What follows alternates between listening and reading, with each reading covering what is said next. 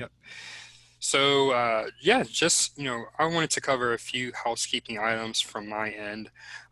So for this session, it's going to be I put together this slide deck just to kind of help me stay on track with making sure I cover everything that I wanted to go over with you for this session.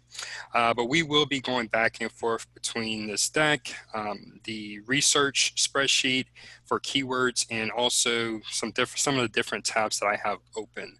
Now, what I was thinking, Spencer, we're going to walk through a few examples, but really to help you really understand the material. I'm going to have a Okay. homework assignment for you to work on between now and our next session.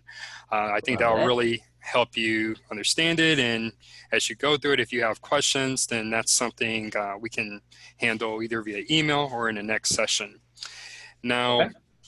for this specific session, one thing, and this is the part where you're going to control the screen. Do you have Okay. Google Search Console set up for spencerboyce.com? I believe so. Okay. No.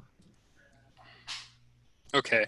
So I would say just maybe have that up and ready. If not, I can just go over an example with one of my websites, but just kind of want to make Okay. sure you're aware of that.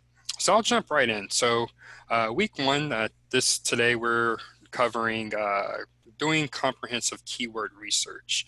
And keyword research really is going to be the starting point for any SEO efforts that you're doing, whether it's on-page optimization, whether it's link building, or whether it's doing some type of content marketing. You have to Okay. understand what keywords you're going to go after.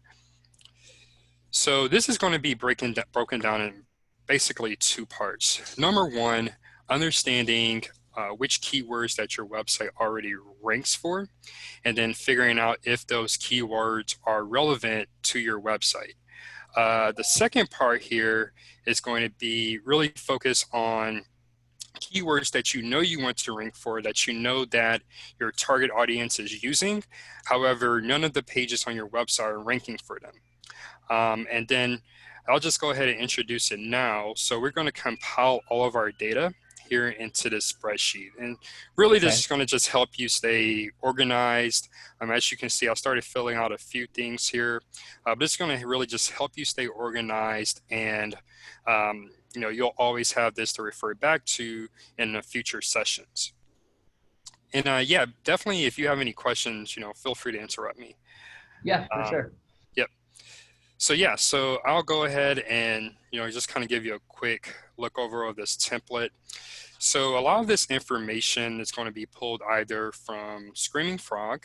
That's really where we're going to build out all of the URLs for from your website, Okay. SEMrush, and really some of the other columns here, just really your understanding of your target audience and how those keywords would fit with certain stages of their buying cycle. So we'll get into that in more detail. Just kind of want to give you a heads up there. Okay. And just want to make sure I'm not forgetting anything here. Yeah, and then while I have it up here, these last columns, I would say from columns A, T to B, F, these columns, they all have formulas in them. So they're going to Okay. automatically populate based on what you fill in these other columns. So Okay. don't touch these because they do have formulas linked to them. Okay. Yep.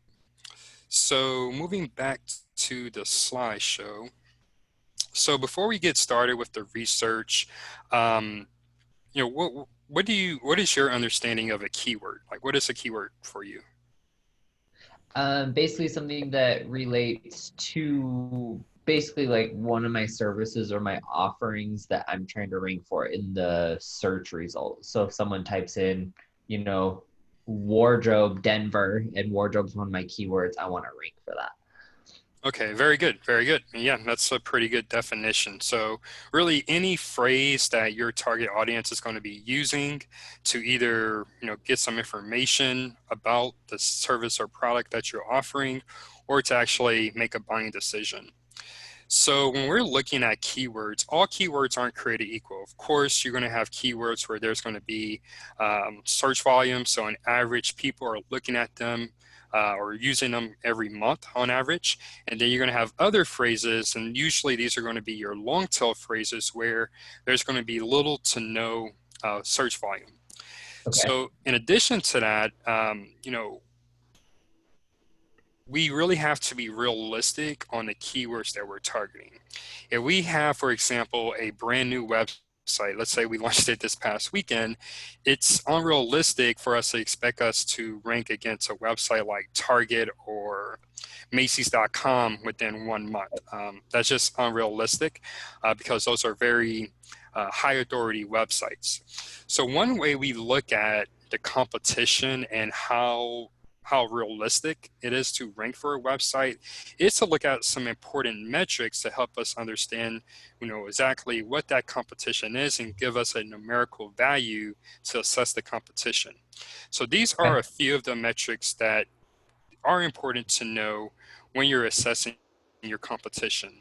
Now we have a domain authority, page authority, and referring domains. Now, before I get into explaining these, have you heard of any of these before? Yeah, I have. Okay. So you want to kind of give me your definition of, domain authority, page authority, or referring domains? Yeah, so I'm pretty sure so domain authority and page authority is really how relevant your page is to the search term or the result. So the higher the authority, the more likely your page is going to show up first. And Hmm. then the referring domain, I'm assuming that's just a backlink. Exactly. So there was one part there. So authority really doesn't tell you, domain or page authority really doesn't tell you the relevance of that page Okay. to a specific keyword. Your authority metrics are going to be the same across the board, regardless of the keyword.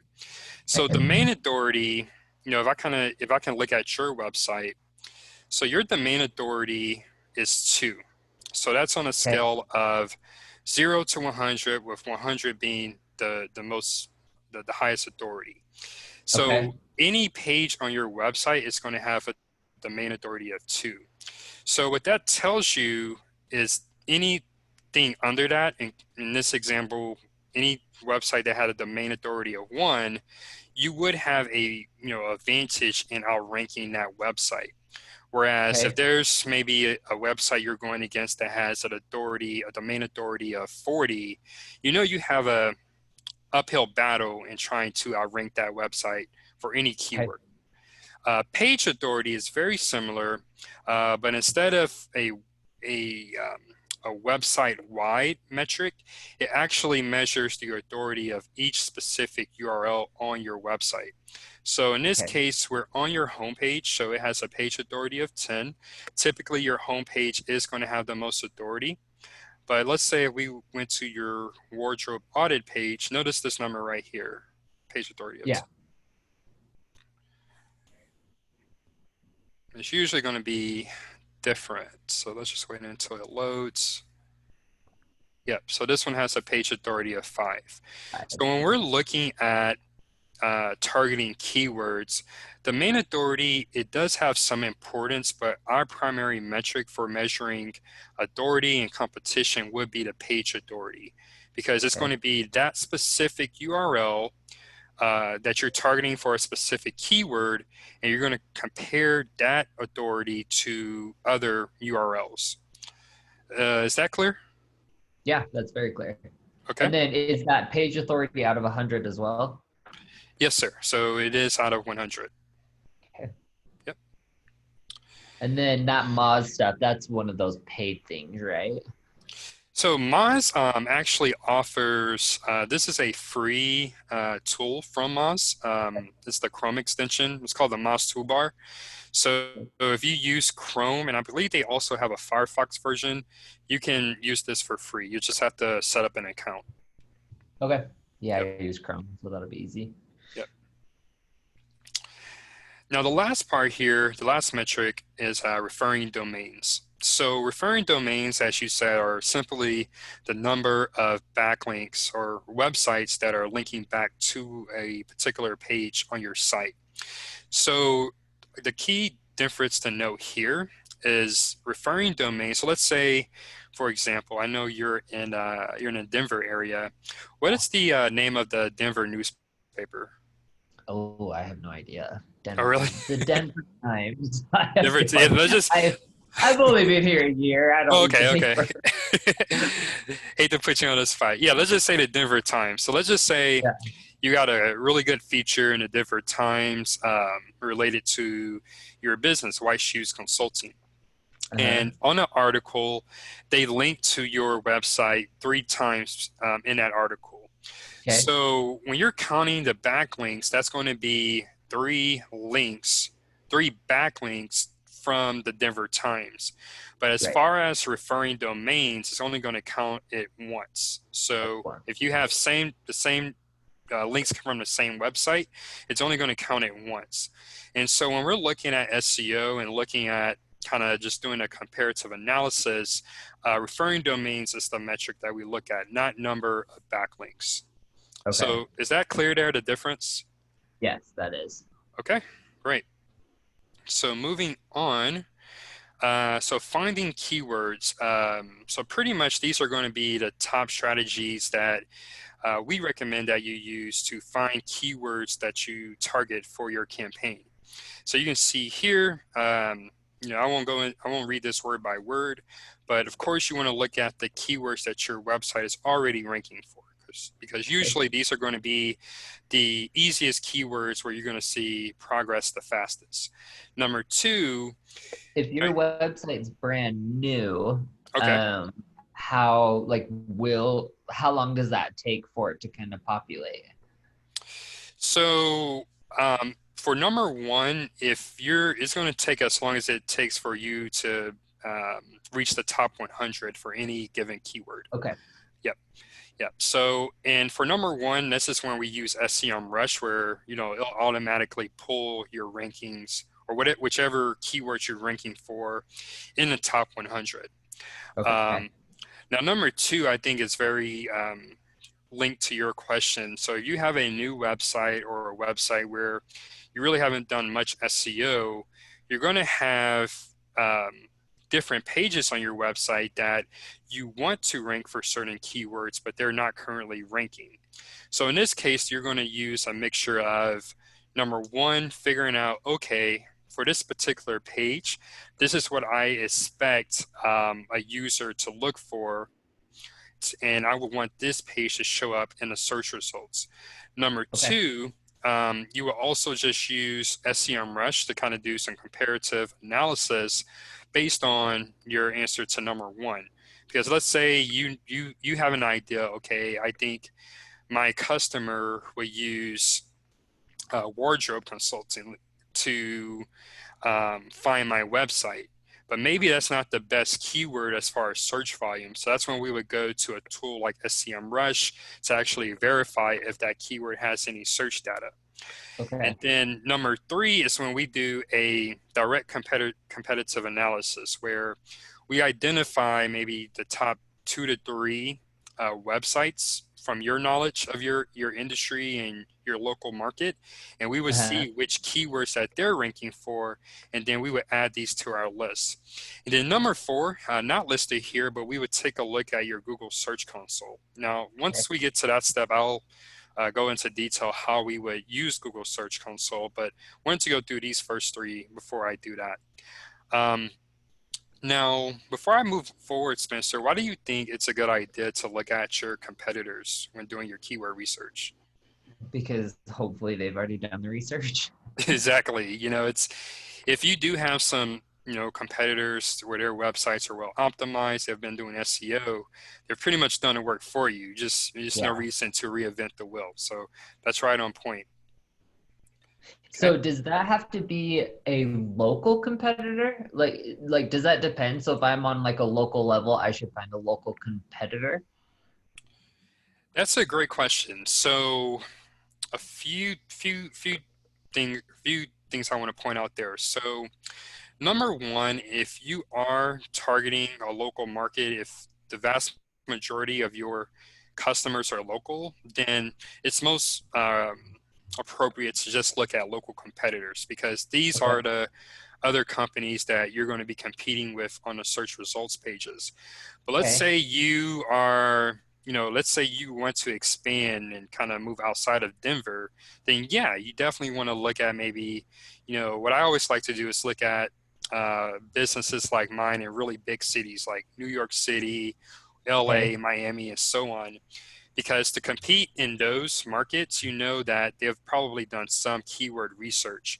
And so that can be a great way, I didn't list it here, but that can be a great way to, kind of think outside the box as far as the keywords that you're targeting. Let's Okay. say, another example here, let's say you live in a small town where you don't have any competitors. In that case, you would also want to look outside of your local market to, Okay. get some of those keyword ideas. So Okay. does Because I that, guess does that, that's where mine gets like tricky is because I can do it in person. Like all of the services I can do in person, but lately I've been doing everything remote.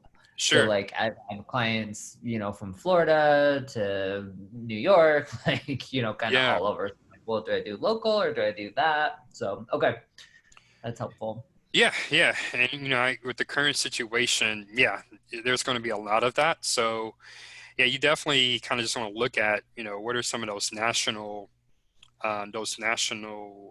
phrases or keywords Right. that companies like yours are using. Okay. Now, I want to show you one thing here before we move forward, and it'll kind of give you an idea if you should be going local or national. Uh, So I just typed in Denver fashion consultant and it came up with this map pack here, or it's called a local pack. I call it the map pack. Um, but if you ever see this in your search results, then right. it's an indicator that people are looking for providers near them, so somewhere in their area. Okay. But let's chop off Denver here.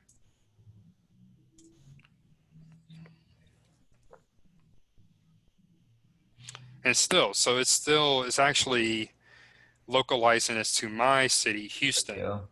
Yeah. So what that tells you is that people, they may find you and they live in another city or another state, but typically, since this local pack is at the very top, they're looking for local providers. Okay. Yeah. So Okay, so if if the search result ends up like this, like you have it, it'll be local providers, or is that just because you're signed in? that's another great question. So usually it's going to be despite whether I'm signed in or not, but just to Okay. test that Like I hypothesis. just wondered, like if you weren't signed in, right, would it just come up with search results instead of local listings? Yep. So yeah, so you can actually check that on the fly. Just use your Yeah. incognito window. And yeah, so it still comes up with the map pack here. Okay. Yeah. And so you can even say, okay, Google block my location. And let's just do it one more time just to confirm. So yeah, still coming up with this map pack here. Okay. Yeah, but that's a great question. I know sometimes when you're, doing local versus national, that can be a little confusing, but is that clear on kind of how you would verify? Yeah, it definitely is. Okay. Because like even so right now where I get all my leads is from Thumbtack. Yeah. And so that one I had to put in, what was it, like targeting preferences or something. And this is what we're running into is since I can do it nationally, they're having me target Denver, Hmm. but like I'm like, but I can do it on home. They're like, well, you need to solely just target everywhere. I'm like, Yeah. wow, that's helpful.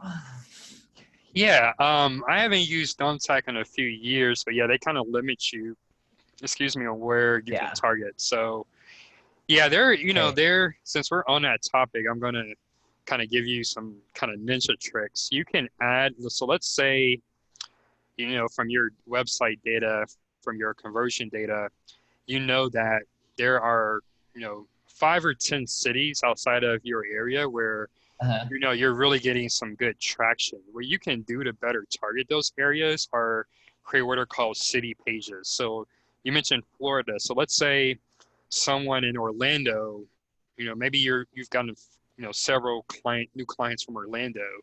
So maybe you want to create a Orlando fashion consultant city page on your site that's more optimized for Orlando. So that could be Okay. one way you can target outside of your local area. But still, kind of from what I'm seeing, let's just say if they were using fashion consultant, this map pack is still usually going to show up at the top. So, but that still is a way to get your website positioned here in the search results, the organic results. Okay. Yeah. So is that clear or do we Yeah, need to? that's Okay. clear. No, that's helpful. Thank you. Yeah. Yeah. And if I think of some other ways, during the course of this session, I'll definitely share them. Um, Now, moving on to kind of our different tactics for finding keywords. So, as I mentioned, first up is to look at which keywords that our website is already ranking for. So, for this, we're going to use SEMrush. So, Okay. I've already did this step. I just want to do it again, just so you're clear on how to do it. So, where are we? SCM Rush, that's paid, right? Yes, Okay. yes. So, let's go back to I think I want to keep that open. Let's go back to domain overview and let's just put in your website here.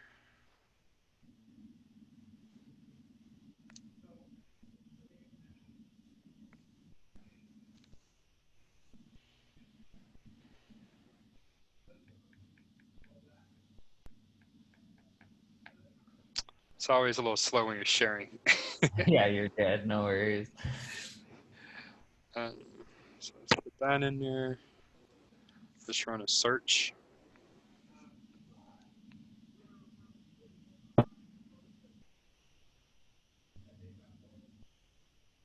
Russia. Yeah, so that's pretty common. You're going to get some traffic from some weird, out of the country Yeah. places. So usually what I do is just kind of filter in Google Analytics to US only data, unless you are Okay. serving customers abroad. But Yeah. really for this step, what we're really focused on is this table right here. So if we expand this, so view details.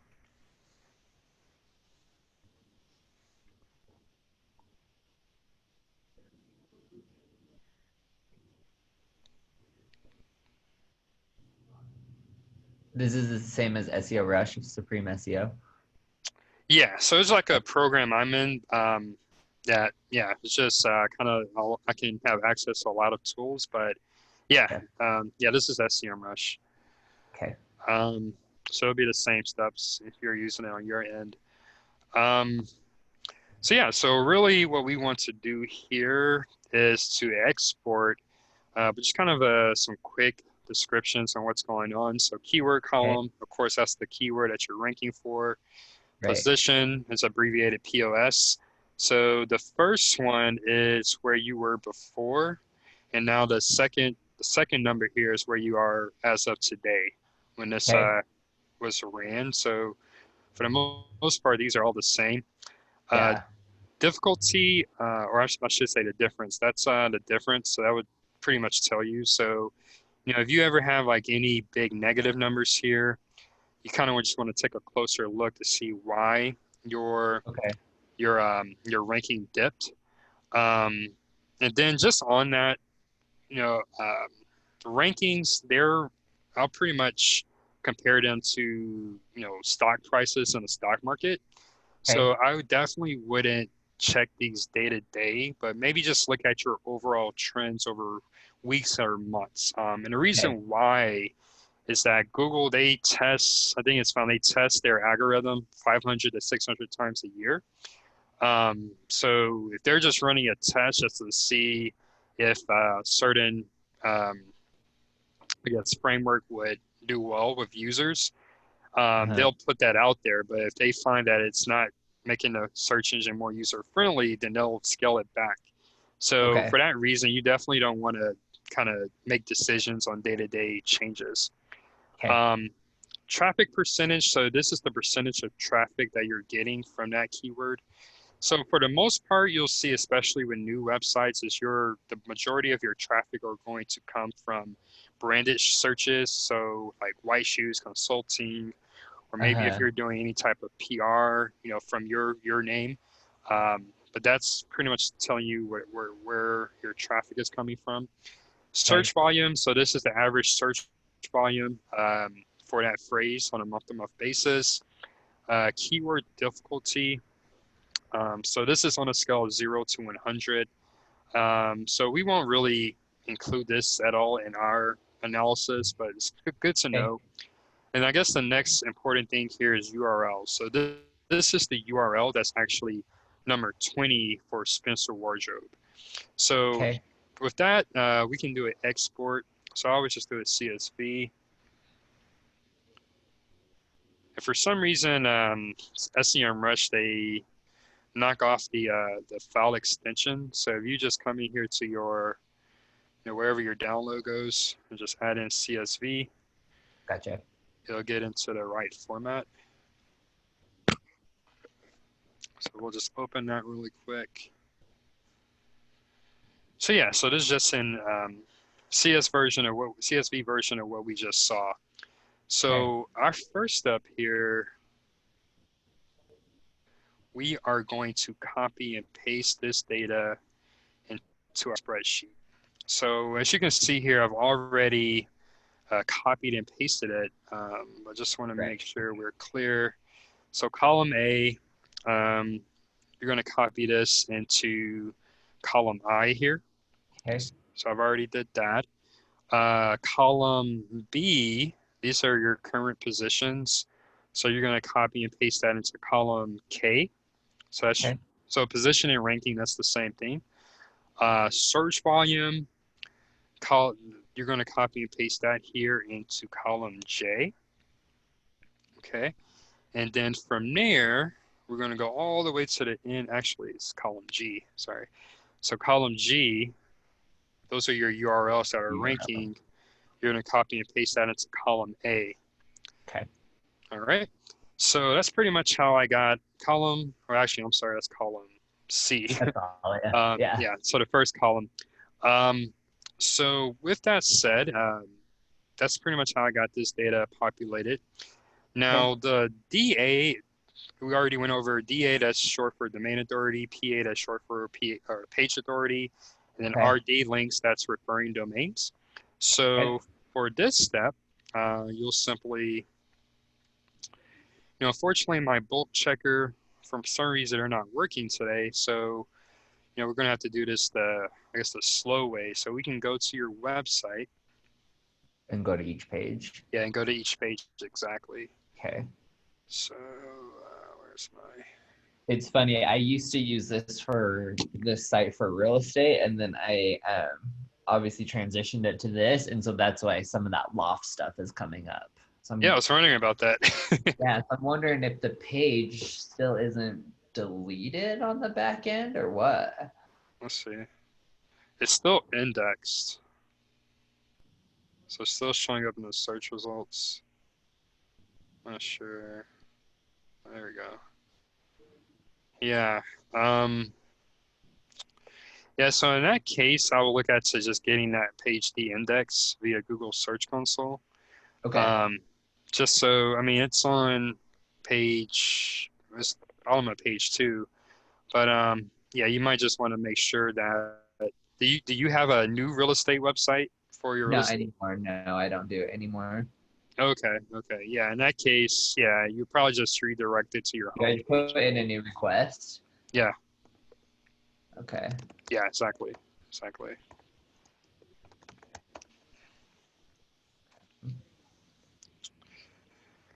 Yeah, so yeah, we're looking at the domain authority and page authority. So for this, so we're already on a services page. Let's go ahead and fill that page out. So our domain authority is always going to be 2, so it's going to be the same site-wide. So we can just copy and paste that for Okay. all of them. Our page authority, of course, is going to be different. So for the services page, that's 5. But just for the example and the sake of time, let's just do the home page so we can work through the rest of this example. Bulk checker, you said that wasn't working. Is that something in the spreadsheet? Yeah, so this is actually linked to a tool. Yeah, Okay. but for some reason it's not giving me the data today. So I don't know Okay. if it's No problem. something with the Moz API, but yeah, hopefully they'll figure it out pretty soon. Um, yeah, so this is your home page. So your page authority here is 10. Um, so we're gonna copy and paste this everywhere you have your home page. And then we can go ahead and just put this in here for your services. Okay. So we just had that data filled out there. Yeah. And then for referring domains, so what you can do here, just do page analysis and then go to link metrics. So I wanted to point this out. So total, you have 20 links here. It's going to Okay. your homepage. Now, is this what we should use for column H here? No, because it's the whole domain, right? Not quite. So remember the difference between referring domain and backlink? Yeah. Right. So So, the domain was like if it's like ESPN.com, yep, the domain, if they have my site on there once, counts as once. exactly. And so what this is counting with Moz is you actually have 20 links, but that could be from 20 links from the same two websites. So, Okay. right. So we shouldn't use this number. So instead, if we go, let's see here.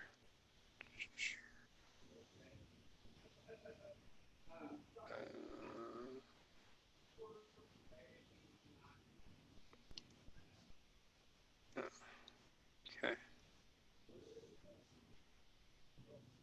Wait. Oh yes, there we go. So yeah, so you'll just click here to get to go to And the Moz here. 24 weeks. Okay. And this is actually going to be the report directly from Moz. And again, this is kind of like the backup way to do it. When those bulk checkers are working, you'll have all this information in one place. Okay. So might have to wait a little bit for that to load, but in this case, we actually have 3 referring domains. So linking domains, same as referring domains, you have 3 here. Okay. So this is going to be an actual number we put here in column H. Okay. Okay.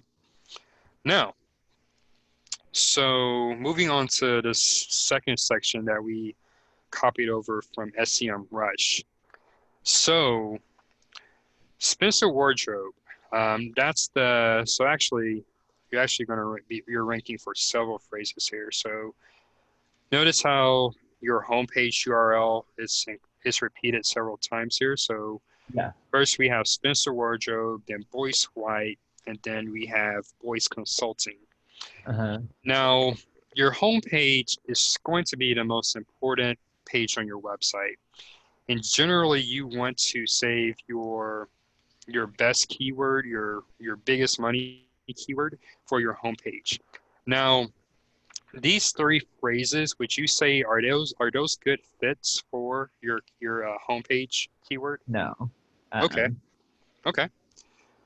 And so that's a good observation. So in that case, let's say I put fashion consultant Denver here, but let's say what is one keyword that you think is, from your knowledge of your audience, it would be the most important? Probably personal stylist Denver. Personal stylist Denver. Or personal stylist. Okay. So let's just do some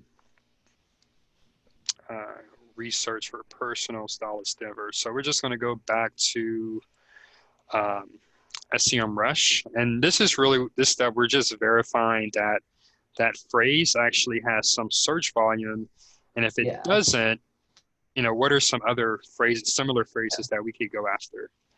So we just do I think search. fashion consultant is a little more niche, like that word. I think personal stylist is more broad. Yeah. Okay. And just from my knowledge, Like, what would you say is a difference between someone typing in personal stylist versus fashion consultant? I think probably just their familiarity with it. Okay. Okay. Like I don't know. I feel like I think I did fashion consultant to stay away from personal stylist. I don't know. It just seemed personal stylist seemed like it would encapsulate like hair and all that type of stuff. Does that make sense? Yeah, yeah, it does. It So I does. tried to use wardrobe more, but I think personal stylist has actually been more of a popular phrase. Okay. And you just illustrated why your knowledge of the business and your audience is very important in this process because even if you Uh, had someone else, outside of you or your team doing SEO, if they don't have that industry knowledge, they could start off the keyword strategy going the wrong direction. So right. that's why it's very important to incorporate your knowledge as well. So Personal Stylist Denver, it does have an average of 110 searches per month. Um, and so I think, just for example, that would be a good phrase to go after for your homepage. Okay. Um, of course, we can go back and kind of think about, okay, once we start getting some traffic to the website and we're starting to see some ranking momentum or improvements of our rankings, maybe we can go more general. But usually for new websites, I would start if their service or product is appropriate, I would start at the local level. Okay. Um, What about like, is it bad to like target several? Like, to like, what if I just did personal stylist and fashion consultant? Like, will they kind of compete with each other, or is it better to stick with one? so that's a very good question. That's actually going to be the next step here. So Yeah, I'm a good student. yeah, yeah, right. You're just kind of walking me into the lessons. So yeah, so we'll just put in here personal stylist Denver. Volume was 110. And from what we saw, you're currently not ranking for that phrase. So Right. we can just put, you can put NA or not in top 100. I just usually put NA. Okay. So back to what you just asked about other phrases that we can include. So your primary keyword, usually that's where you're going to put in your title tag. You're going to put in your heading one tag on the page. We'll get into more down in the on page session. Okay. Now, your secondary keywords, these are phrases that you can kind of incorporate into other parts of the page, so into your actual content. Let's say if you have different heading two tags. Are you familiar with heading tags? Yeah. Okay.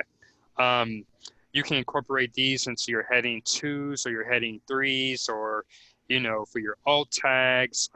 These would be great places to include your secondary keywords. But it's going to be Okay. exactly kind of where you're going. These are other phrases that you will want to use for that page. Okay. So remind me, what did you recommend? So we did, what would we just do? Personal stylist Denver and then fashion consultant Denver. Fashion consultant Denver. That's right. Yeah. Okay. So fashion consultant Denver. So what I like to do, I like to build out at least a few of these phrases Okay. that we can go after. So Okay. going back to personal stylist Denver. So I kind of just look at what are some other phrases that are getting some search volume. And sometimes, Spencer, and this is a kind of a gray area with SEO when you're doing your keyword research. Sometimes these tools they're going to show that it has a volume of 0, Uh-huh. and it's not always accurate. Where sometimes you have to take a grain of salt with this data because you have to remember these are monthly averages. Right. So to be for sure, go after those phrases um, that are getting some search volume. But if they're not, for example, Denver Stylus personal, I think that might be an awkward way to put it in, but someone out there is probably using that phrase. So what Right. you can do, I will just maybe just for this example, let's add personal stylist Denver, Colorado. Okay.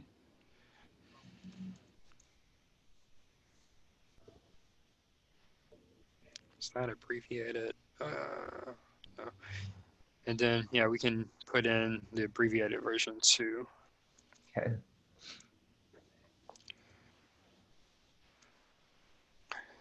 Now, while I'm doing this, I'm hoping you have a question for me. If not, I'm going to go over this part. Now, so we can look at SEMrush. Now we can also look at, just do a Google search. So Okay. our top keyword again was personal stylist Denver. Yeah. Yeah. Personal stylist Denver.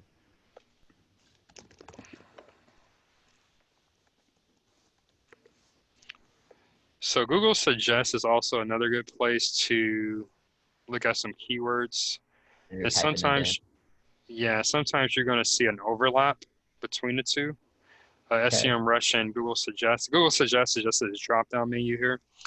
Um, so, I would just go through these, and if any of them are relevant, then I would include them in my list here. So of this list, which would you say, maybe pick 2 or 3 that are relevant? Probably like that men's fashion stylist. Okay. Maybe image consultant. Image consultant. Okay.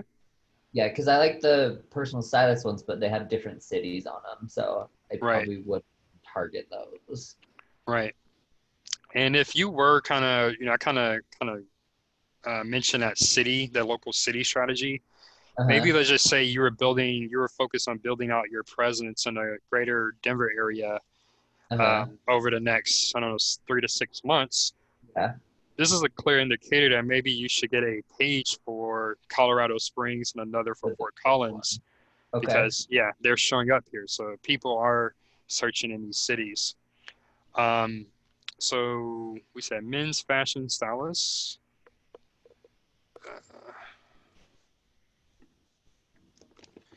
And I will share this spreadsheet after, so Okay. don't worry about that. Um, and then image consultant. Yeah, Okay. I'd written one down when I saw that. Yeah, and one more thing here. I didn't include this in that initial kind of questionnaire I sent over, but related keywords. It's another Chrome extension. They have a free version where it will kind of give you some other keyword ideas here. Okay. Now for this one, it's pretty much just the same as what's here in this drop-down menu. But let's say if there were a ton of related keywords, maybe you're going after a more general keyword. Uh-huh. You'll have a really long list here of other keyword ideas you can go through. Okay. Um, but yeah, and then sometimes also you can check the bottom of the search results. You'll have more recommendations. But again, this just looks like a copy of what's in the drop down. So it all Okay. depends on how many recommendations there are. Now, this is a question that I see a lot. So we have fashion consultant Denver. We have personal stylist Denver, Colorado. Now, if you were writing content for your homepage, Spencer, would it be good writing to include these phrases as is? What's your opinion on that? Yeah, see, that's a question I have too, because I've been starting to do blogs. And Mhm, so, like I told you, I have somebody that's doing the SEO, quote unquote, doing it. And mhm. so I've tried to incorporate some of the keywords, but as they're written, they're hard to do. Right. And so I don't know. Good Yeah. question. Yeah, that's a question. That's a very common question. So, as of 2020, Google's algorithm, it's sophisticated enough to understand what are called filler or connector words. So let's just Okay. say for fashion consultant Denver, yeah, that wouldn't make much sense. It wouldn't be very good writing if you included that phrase as is in your content. It looks like maybe a non-English writer wrote your content, which isn't always a good thing, depending on your audience. So what you Right. can do, of course, is just do Denver fashion Okay. consultant in Denver, something, where it fits into context, but, like the overall meaning is still the same. Okay. Yeah. So it's And okay to kind of mix them a little bit. Like exactly. stylist, Denver, Colorado, like that gets weird. But if I'm like, yeah, I'm a personal stylist in Denver, Colorado, that's just fine. Yeah, exactly, Okay. exactly. And then, you know, where you can use these as they are written is like in your title tag. So your title Okay. tag, you know, I would recommend if possible to include the phrase as it's provided. So for your homepage, let's say, or I think we're going after personal stylist Denver or fashion consultant Denver, you know, include Uh-huh. it personal stylist Denver hyphen or pipe symbol, whatever you're using, White Shoes Consulting. Okay. Included just as is. Um, Okay. let's see. I just want to make sure I covered everything I wanted to on that part.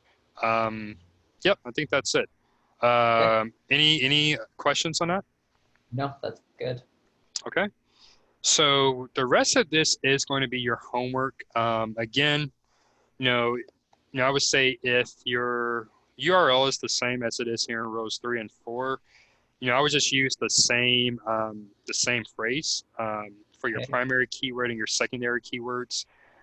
Typically, for your primary keyword, um, this is what you're going to use to kind of track your rankings, and Okay. then kind of depending on your the number of keywords that you're tracking, you can incorporate your secondary keywords. But I would definitely prioritize your primary keywords column here. Okay.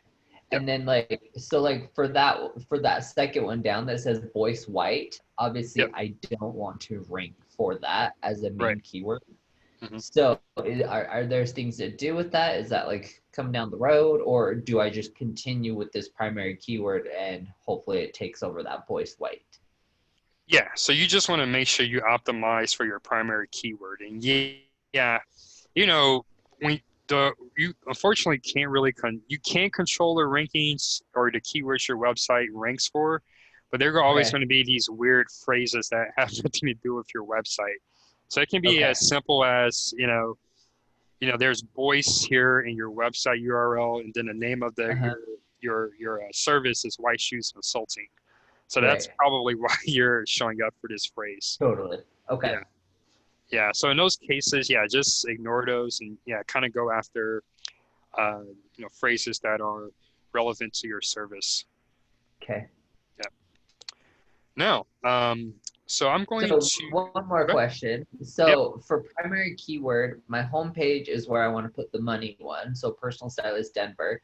Hmm. So if I'm like on line 6, so the services one, so it looks Hmm. like the main keyword there is fashion consultant Denver. Is this an opportunity to change the keyword, or do I want to continue with that main one?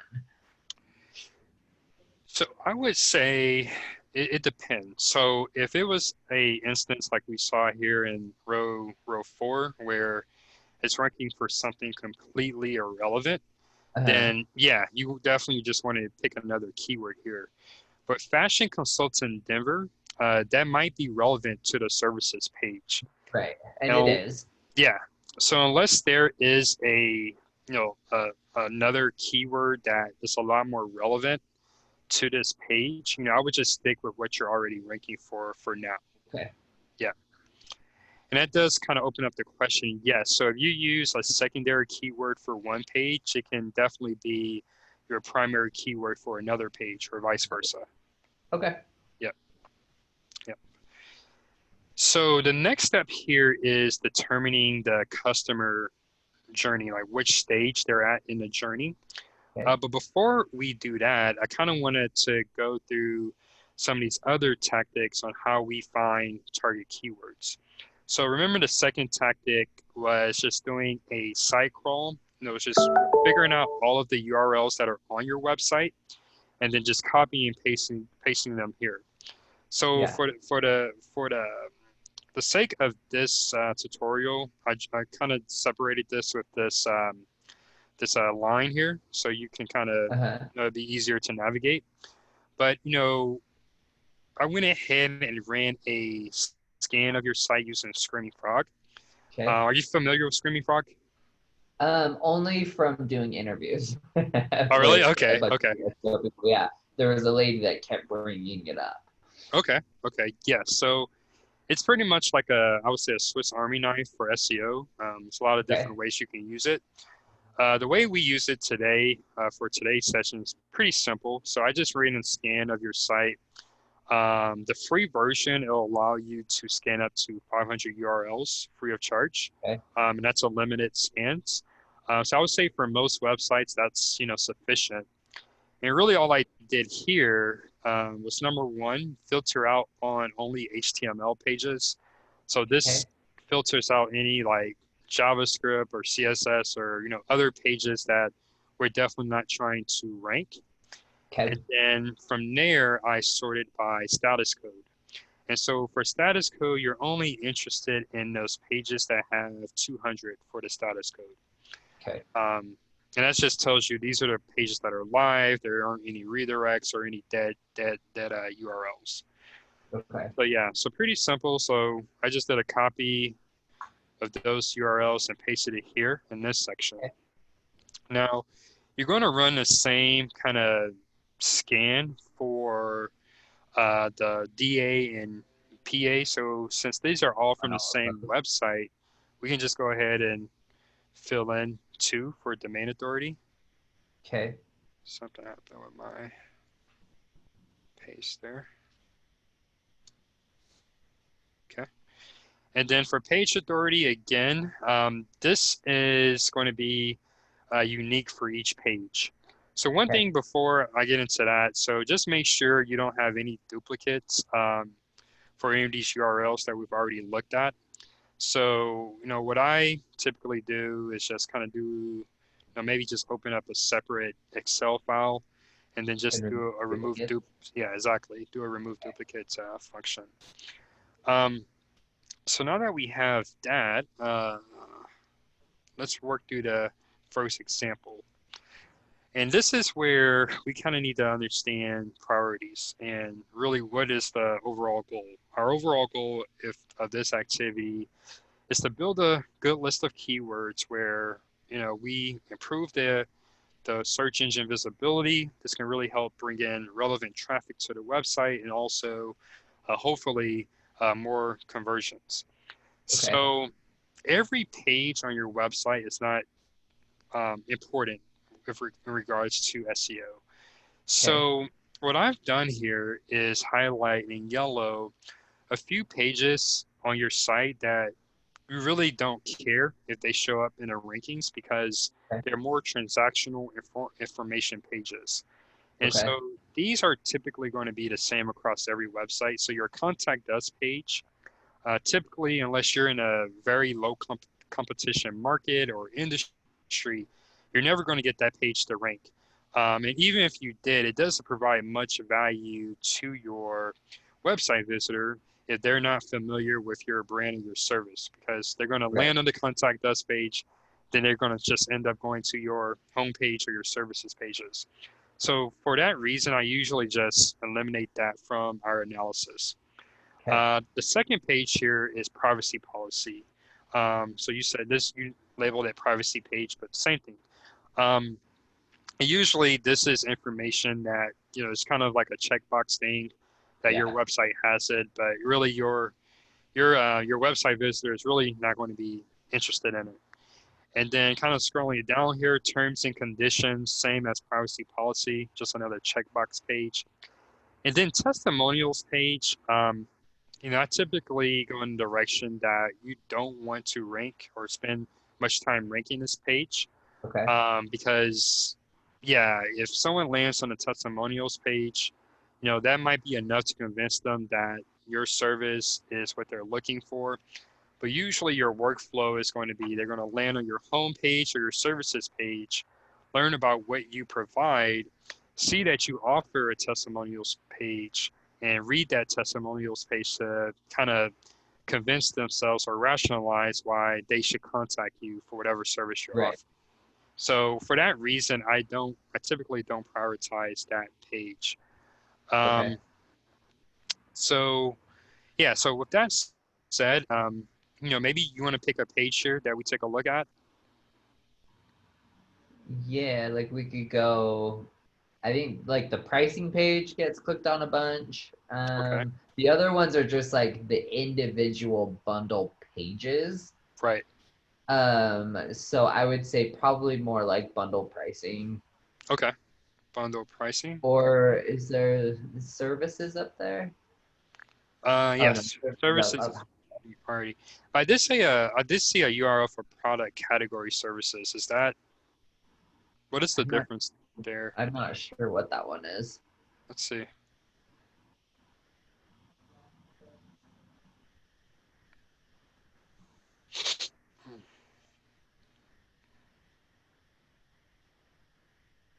Oh, it's like the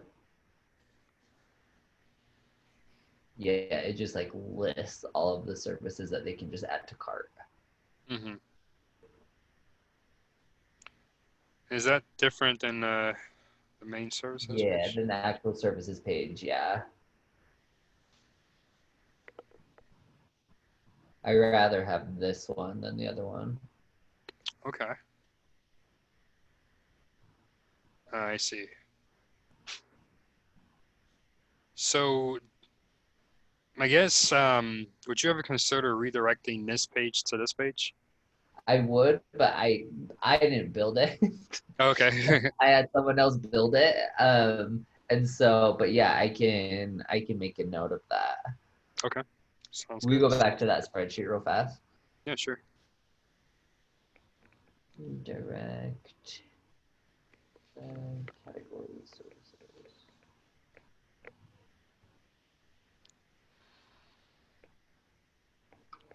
Okay. Okay.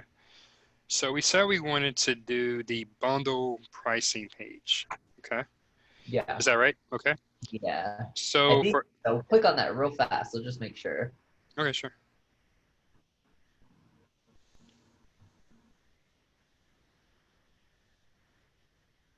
Yeah, this is gonna be the same thing.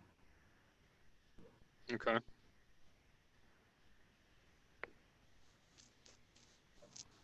Because these pop up. It's something with how the cart works when you check out.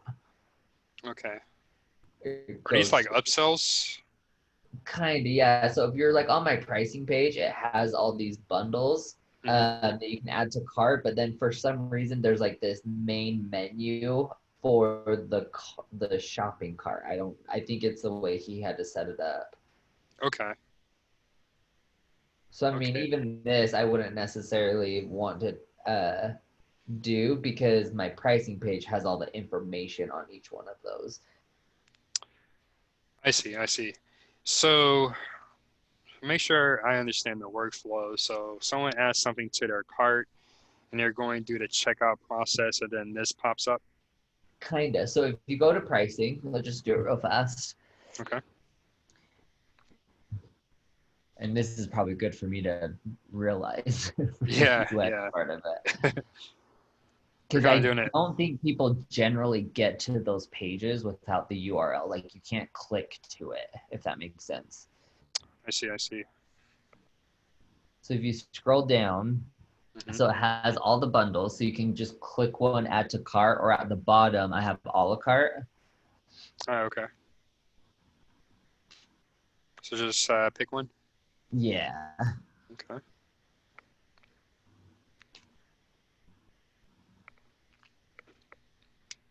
And then it goes here where you have to click add to cart once more. Okay. And so I think that's how you kind of get to that little weird menu below is like from this area. But for the most part, people aren't going to get there. Like I think if you click services, it might take you there under category. Go down on the page, scroll down. Right next to the image, scroll. It's like broken off by your header. Oh, let's see. Oh, broken up by here. I see. Ah, okay, okay. Yeah, right there. Got it.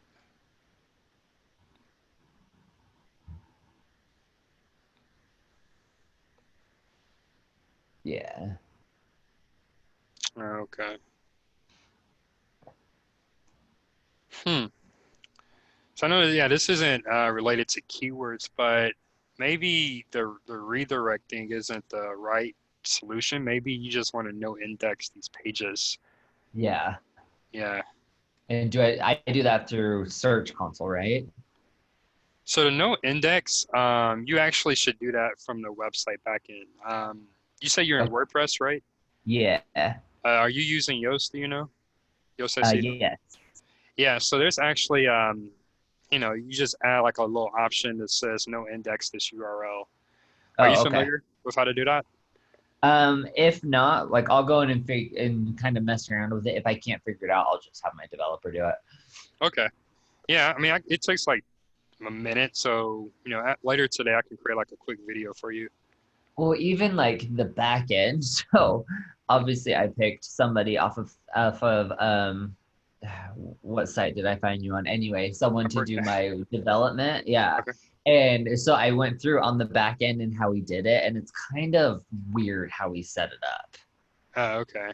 Like it's not done like I have to use what is it? It's like done in blocks or something. It's kind of Uh, weird. like Elementor or something like that.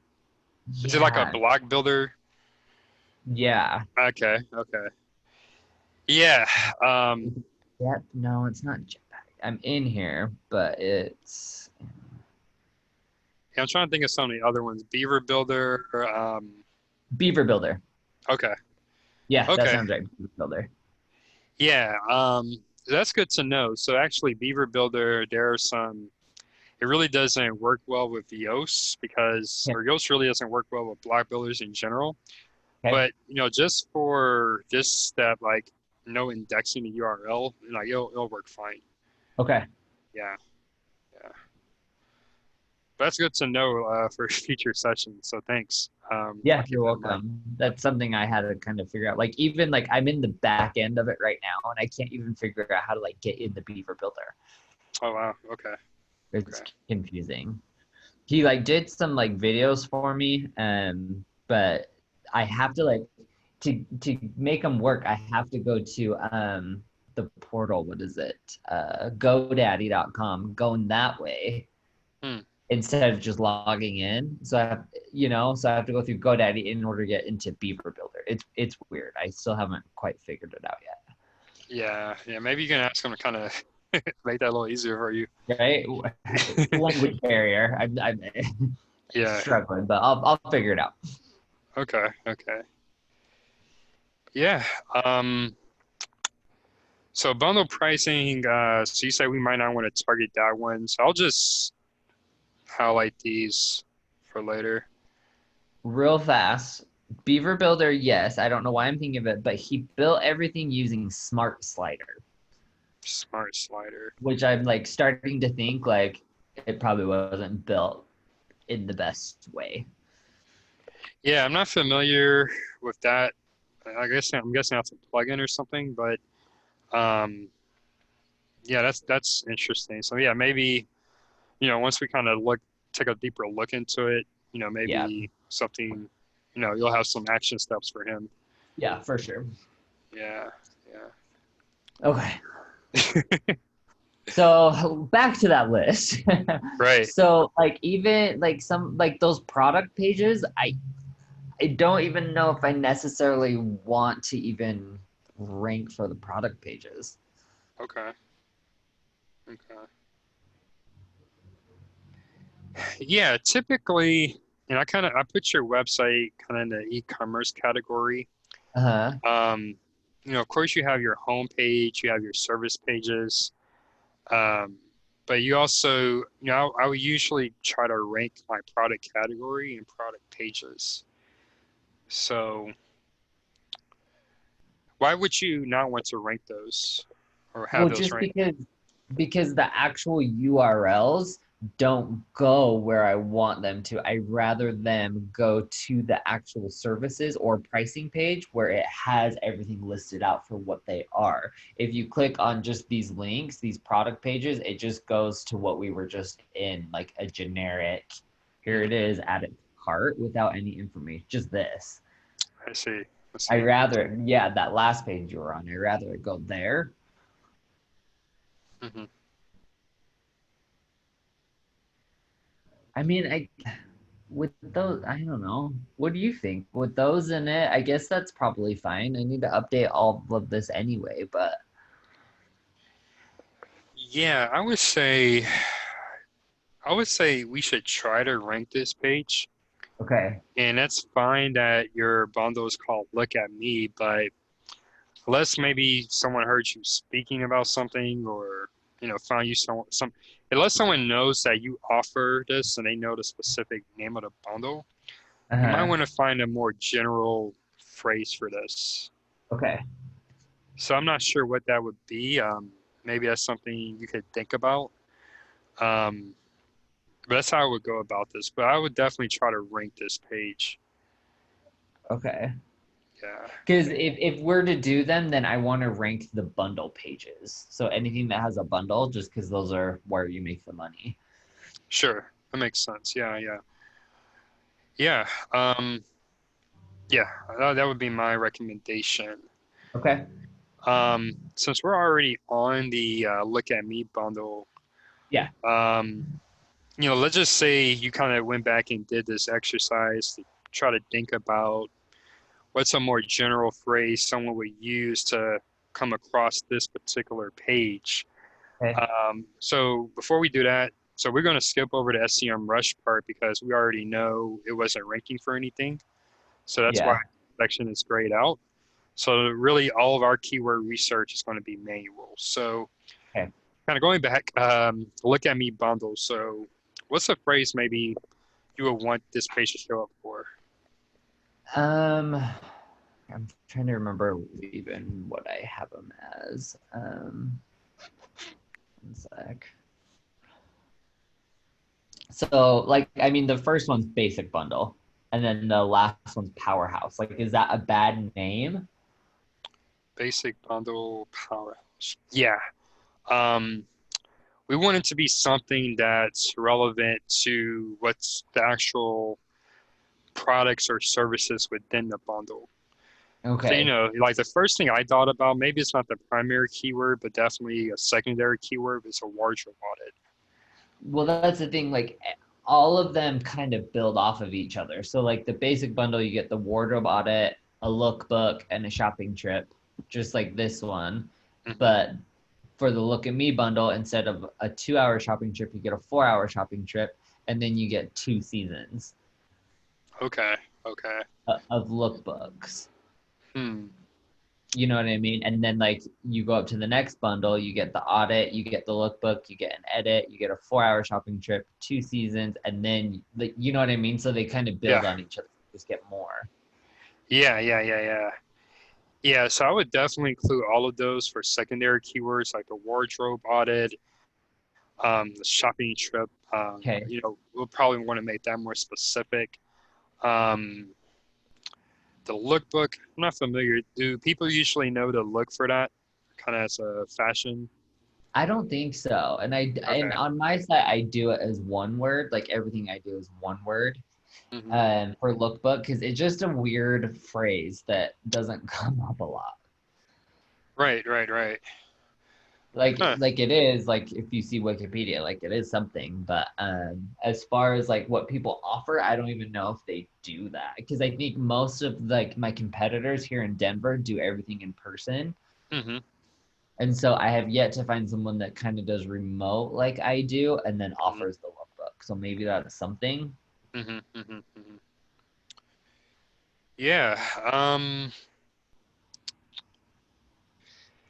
I think your products, your packages are unique where, because, kind of to take this back to a high level, first we started with the keywords that you're already ranking for.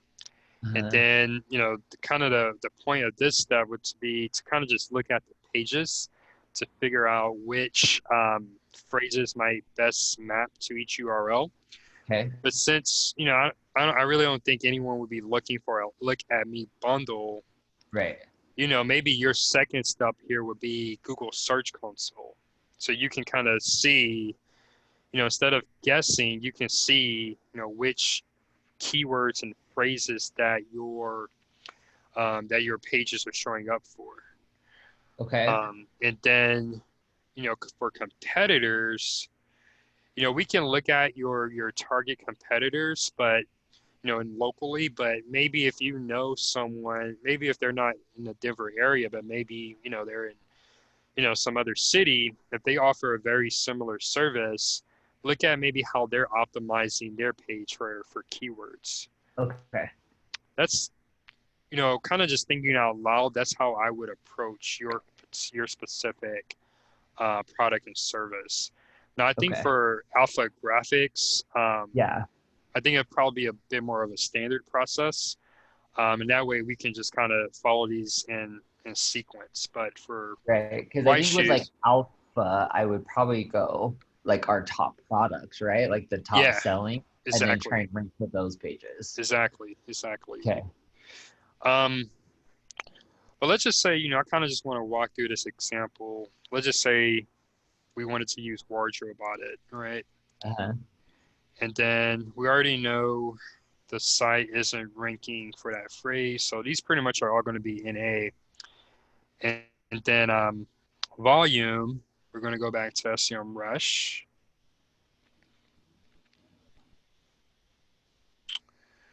Um,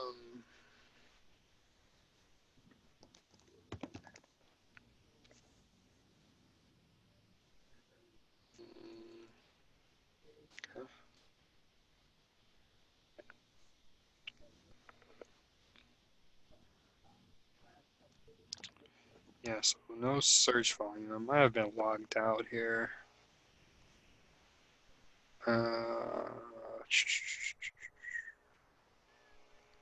Let me just double check.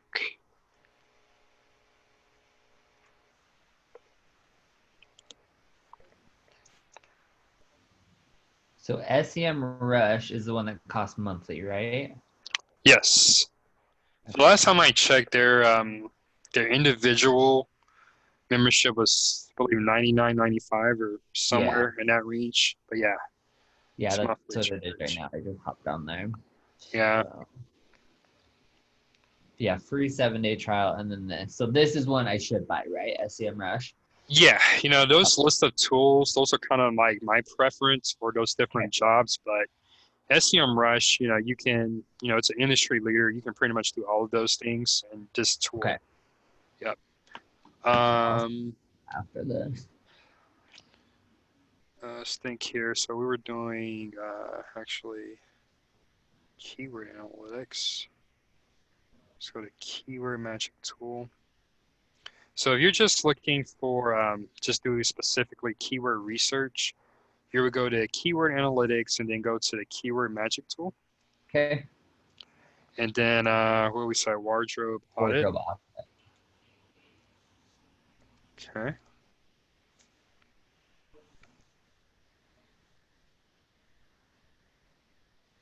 So yeah, so there's actually no phrases here. And so in these cases, when Like not the SEM, one. yeah, so yeah, it's probably not the best for the primary. Okay. So in these cases, if there's no SC or data there, what I do is just take this to Google and look at some of the things that comes up here. So wardrobe audit, closet audit. Oh yeah, not a bad word. Want to try that one? Let's try that one. Yeah, let's try that one.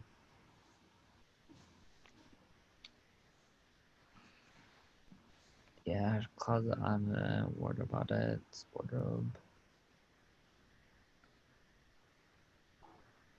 Okay, here we go. So closet audit actually does have some search volume. Okay. So why don't we just go ahead, for the sake of this example, put in closet audit. Okay. And then, but when you're doing this, when you're actually running through this for your site, or any of the franchise owners are going through their site, you definitely kind of want to think about how someone would look for that particular service, product, or service. Maybe Right. build out a list of phrases, because as we saw, our first thought really didn't have any data. And then, Uh-huh. yeah, just kind of find what has the most search volume. Okay. So closet audit, let's see if we drill down here. I I just looked up like closet refresh. Closet refresh. Okay. Yeah, someone searched wardrobe management, but that seems a little. I downloaded your little keyword thing, so I'm looking. Oh, okay, cool. Closet edit. Closet edit. Okay. Yeah, I wonder about like. We go back here.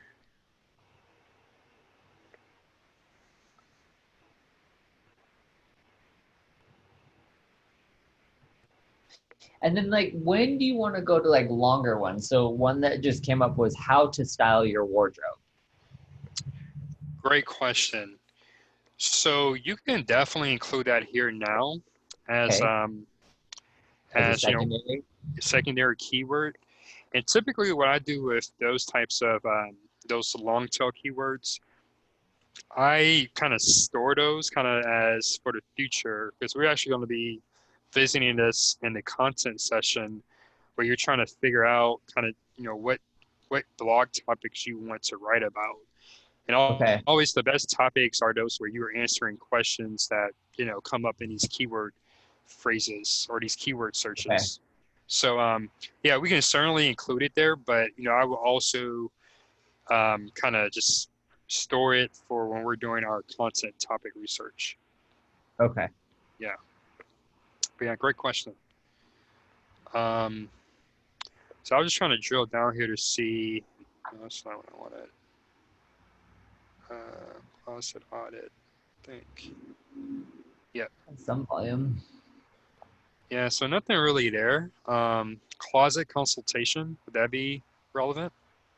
I'm wondering if that gets into more organizing your closet. Let's see. So you're not sure, just Google it. You'll pretty Yeah, much answer closet closet, free virtual design, closet company, storage. Yeah, so no. more organization. Yeah. Okay. Yeah. Um, there was one more here.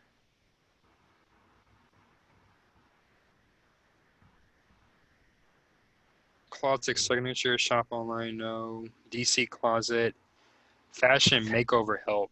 Um, is that too general? Yeah. Throwing that in Google.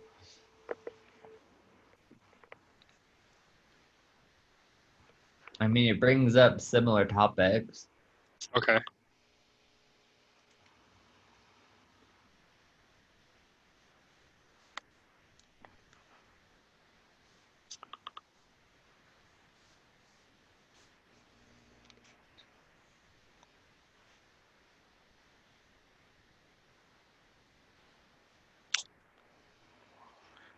Yeah, kind of.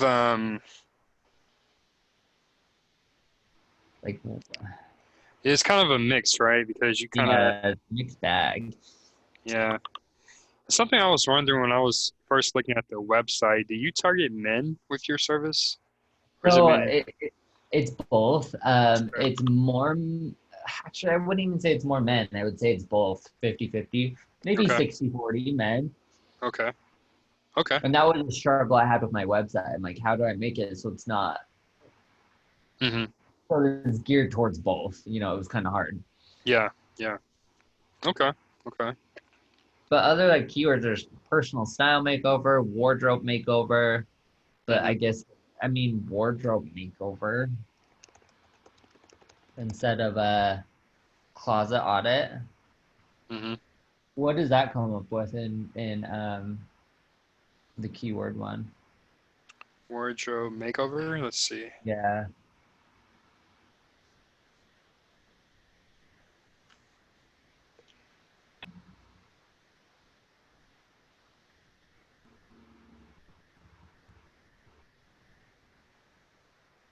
Pins and needles.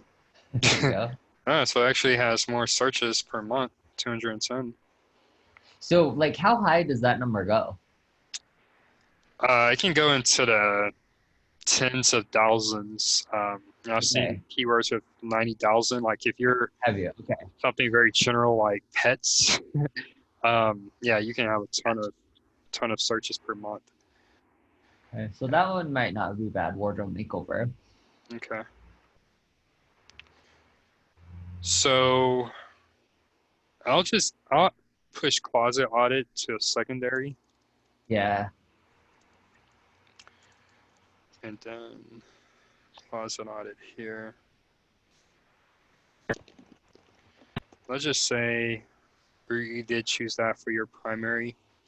So one thing here also, Spencer, when you are kind of going through these and you're kind of figuring out more uh, general, I guess would be the way to describe it, more general phrases, you can Yeah. still include your product name. Where does your website go? Yeah, so the Look at Me bundle, so you can still include, something like wardrobe makeover for your title tag, and then maybe a hyphen, and then the Look at Me bundle is kind of the name of it, or you can do Look at Me bundle, then hyphen wardrobe makeover, and then Okay. um, hyphen Spencer Boyce. Okay. Um, and so, And that for what? and that's for the title tag. So there's this The little title box tag. that just popped up here. That way you can kind of incorporate both your kind of the specific product name, but also the target keyword that you're going after. Okay. Yeah. Sorry, So what we'll did you call that one more time? Title tag? title tag, yes. Title tag. Okay. So we'll go over more of this on the on-page session, but two things here. So number one, the general best SEO practice is to keep the text in this little box here at 70 characters or less. So Okay. that's, if you kind of want to just play it by the book, that's the way you would go. Okay. However, there have been recent tests that show if you can really make these as long as you want, and they'll actually benefit your SEO. So that's Okay. kind of, one of those gray areas of SEO where Google says do this, but tests show something different. So, Okay. we can kind of talk more about that on page, but, since we're already talking about title tags, I wanted to bring that up. The second Okay. thing here, you have Spencer Boyce here at the end. And my question for you, why aren't we using White Shoe Consulting since that's the name of the company? Because I had already purchased the Spencer Boyce URL, Okay. frankly. That Okay. was why. And I had already just sunk a bunch of money into this. So I was like, I don't need to Yeah. go and buy. Yeah, I mean, even with that said, Spencer, I would still put, instead of Spencer Boyce here at the end, I would put White Shoe Consulting because Okay. kind of looking at kind of your profiles that you've already set up, it looks like they're White Shoe Consulting, not Spencer Boyce. So, Gotcha. that would just be good for your branding. So, just Okay. a recommendation there. No, I appreciate that. Um, but yeah, let's kind of get back here on track. So this is just kind of looking at the URL manually and figuring out where, what phrases you want to go after. So as you can saw, there are a lot of different ways that you can approach that, but really, kind of what your main goal is, look at the page, figure out what you would want this page to show up for, verify that keyword with some search data in SEMrush, Okay. and then build out these list of secondary keywords. Now, the third step here is your competitor analysis. So Okay. if we go to SEMrush, I think I already had it opened here somewhere. Yeah. So let's just say, let's go back to well, actually, let's just do this here while looking. Who would you say maybe are your top 3 to 4 competitors that you know of? That one's hard because it's again just like individuals like myself or else whoever I'm competing against on Thumbtack. Okay. So if Okay. I do like just a search though, Denver personal stylist, there's a few that come up, obviously before me. Okay. So I would say them. Yeah, and that's usually the best step if you're not sure. Personal stylist. Okay.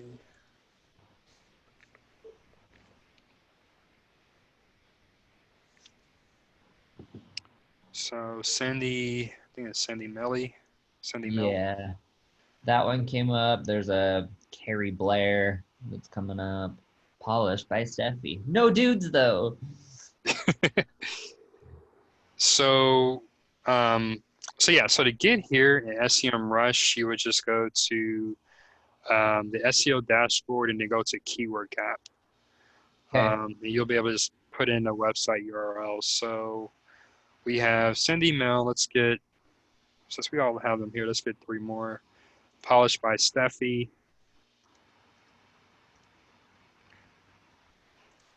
Let's put in Carrie Blair. Yeah. And basically what this is going to do, Spencer, is look at the phrases that your competitors are ranking for that you're not. You're basically Okay. going to see that gap. And really, again, you kind of just want to look at it to make sure that those phrases are actually relevant. Because like we Okay. saw with Boyce White, they also might be ranking for irrelevant phrases, and then kind of just Okay. add those to your keyword list.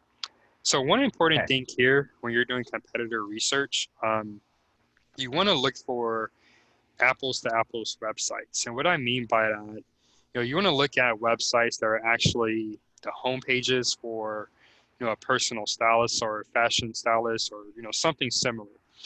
And so you'll see here, if we kind of just keep scrolling down, we see a Yelp page. So that's actually Yeah. not an apples to apples comparison because one, your homepage is a company homepage, and then Yelp, of course, is a directory website. I will even say the next result here, it's like a news article from CBS local news. That's not Yeah. really an apples to apples. Um, and this She Styles code, this looks like it's actual a service provider. So let's just go ahead and add her to the list. Yeah. I know there's a bunch. Like if you type in Denver or actually I think Boulder actually has a lot. Really? I'm looking, but maybe I'm clicking through a couple. Okay.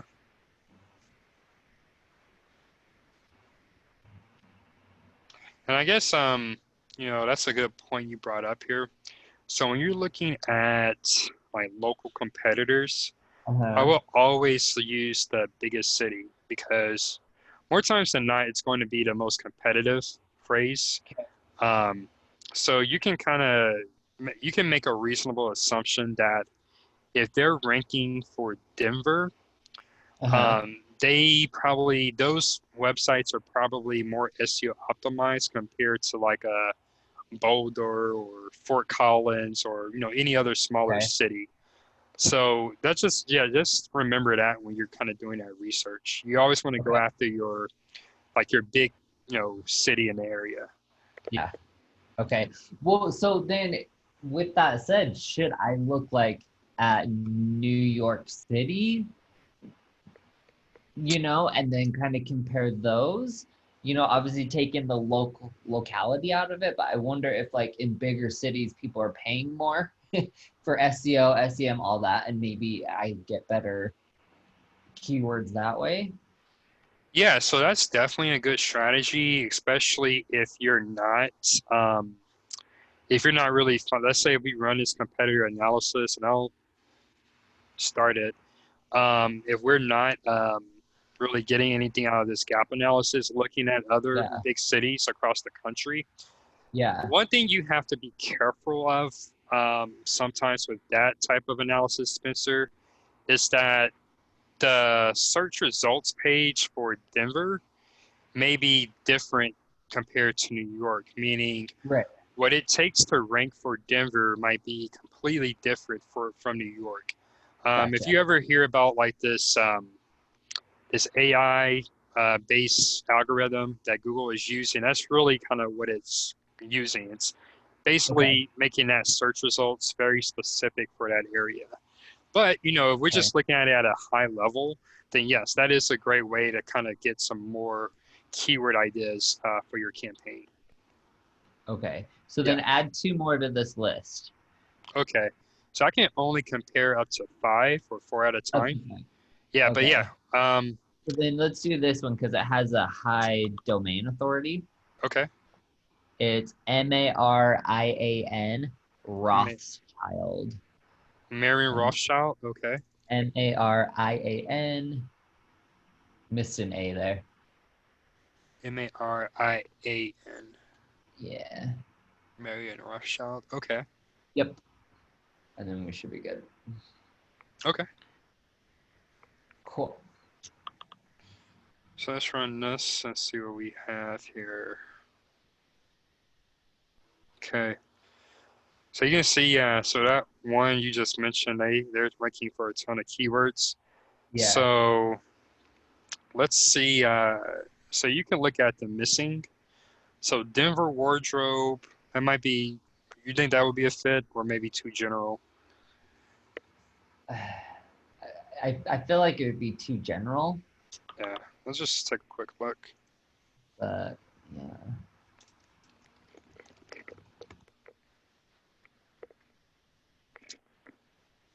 But So it's they're ranking for it. yeah, so blog articles, number one, then Thumbtack. Yeah, might be something you want to go after. We'll just add Yeah. it to the list. Okay. But since the number one search is a blog article, it looks like maybe that's something you kind of keep in the back of your mind. That's a blog topic you write about Okay. instead of making it like 5 tips for dressing like a Katarodin. Maybe just make it like 11 tips. Really going Okay. above and beyond what's already there. But yeah, so let's go ahead and add that here. And then again, these are pages that aren't the site currently isn't ranking for. So we're going to go straight over here to column O.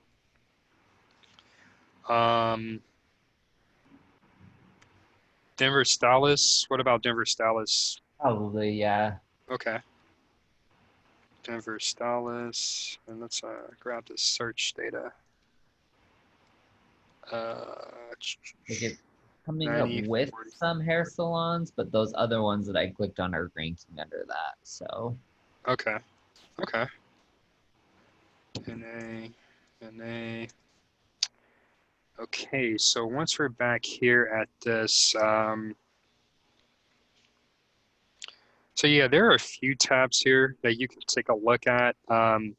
So shared, basically, we're going back to math class. This is where at least, two of these are, showing up in the top 100 for. yeah. So we have Personal Stylist Denver. I think we already had that, right? Yeah, Personal Stylist Denver. It's already there. And then we have Fashion Consultant Denver. Yeah, so we already got that one. Yeah. And then we said we'll probably make that the primary for your services page. Okay. Going back to missing. So that's just going to be these two phrases. Okay. Yep. Weak. So we already have these, but these are generally, some phrases compared to the others that would be easier for your website to rank for, Okay. based on like all of the metrics that we discussed before. Uh-huh. Now, really, where your goal mine is going to be is this untapped tab. Okay. So underneath my name where it has like 64 and 40, is that where I rank with that keyword? I believe you were looking at this one Yeah, or I think this we're one. on week. Yeah. Yeah, exactly. So if you kind of go to your yeah, that's exactly that's So where like you. this person, Sandy Malay or whatever, she ranks number one for personal stylist Denver. So if I put that in, she's going to be the first one that pops up. Not always, but more times than not, she's going to be the Okay. number one. Yeah. Okay. So let's just do a quick look to confirm that. Yeah, so Sandy Mel, she's the first organic result. Yep. Yeah. Okay. Yep. Perfect. But sometimes you'll see it's a little bit off depending on, the That's day. fine. I just want to make sure I understood those numbers. Yeah, for sure, for sure. On tap. So again, I guess, to make it easy, I just like to export it. And look at it in Excel. Yeah. And one thing when we're building out the list of keywords, Spencer, Uh-huh. um, so you want to find the right balance, because you definitely want to have a comprehensive list where you're targeting enough phrases so that, you have enough options to rank for and for people to find your website. Yeah. At the same time, especially when you're starting off, you don't want to rank or go after hundreds of keywords because you're going to stretch your efforts too thin. So, in my experience, a good kind of happy medium is between 20 to 30, high priority keywords for a new website. Okay. And once you start kind of getting some momentum rolling, you can, start adding to that list. But, if that would be the range I would stay within, when I'm Okay. first starting. So yeah, this is the file we just downloaded. Yeah, because I'm looking at the keywords that my SEO person's using. Hmm. And yeah, they're trying to take what's from those bundles. So that makes sense. Like I do like a savvy shopping training. So that's one of them. Hmm. Like personal stylist, I ranked at when I started NA and now I'm to 65 on it. Oh, wow, okay. So were you outside of the top 100 before, or Yeah. okay? And then like and whether this is true or not, like it says my number 2 is wardrobe consulting in Denver. It says I ranked 31 and middle of April I wasn't even ranked. Oh, nice. Okay, So okay. So yeah, I would say, I think this is a list of almost 360 phrases. yeah. So there are a few ways you can get to the kind of cut this list down fast. So of course, if there are any like words, that aren't relevant, but Uh-huh. often come up here. So do you have any words like that? Like I think you mentioned hair might be one, or Yeah. yeah. So you can, just kind of go through here, create some filters, and just if contains hair. Yeah. So that's probably several we can get rid of right away. Yeah. And then yeah, just I think on the AdWords side they call them negative keywords. Right. So yeah, it's kind of the same idea. Things that are going to come up but aren't at all relevant. So another Right. one I'm seeing right away is Velcro rollers. That's Right. probably not relevant for what you're doing. Yeah. But yeah, so that would be my first step. Okay. So My kind of go sec through and clean this up. yeah, just spend some time cleaning it up. My second step would be looking at the cost per click. Okay. And generally, this is not, always the case, but generally these keywords that people, or I should say, businesses are bidding on, Uh-huh. these are going to be the best, have the Right. best revenue potential. Okay. Otherwise, they wouldn't be bidding on them. So, Yeah. probably, I would try to filter out anything that's zero. So that still left us with a pretty long list here. Um, and then from there, look at keyword difficulty, look at competition. So competition, I think this is important to know. Competition is just ads, kind of the ads competition. Okay. By keyword difficulty is your SEO competition. So Okay. for the sake of this, yeah, let's just focus on that. And is the Maybe higher the harder or lower? exactly. So the higher this is, the more difficult it is Okay. to rank. Um, so yeah, I would say first let's sort this. Yeah, I'm Uh, curious which one is. yeah, so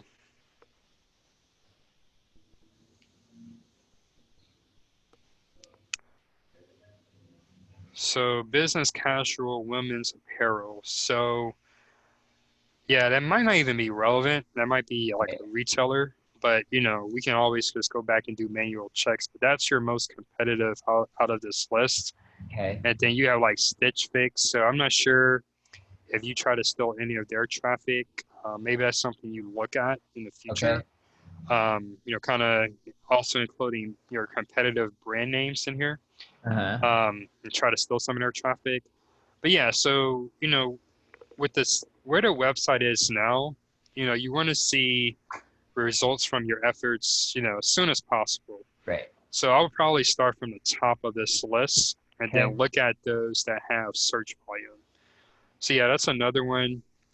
So all of these actually have some type of search volume, so you're good there. But if Yeah. there were anything with zero, then I would just get rid of them. Rid of that. Um, but yeah, and that's really how I would kind of navigate this list. Okay. So, just for the sake of this example, let's just say we take the first 5 here. Let's just say, we, went through these and they're all relevant, and Uh-huh. we'll just add them here back to our spreadsheet. And then actually, yeah, so I'm kind of a stickler when it comes to formatting. So, I'm with you. and add all this crap. So yeah, let's do this.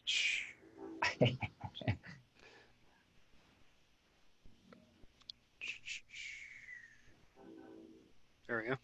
And then, of course, add your search volume. Search volume.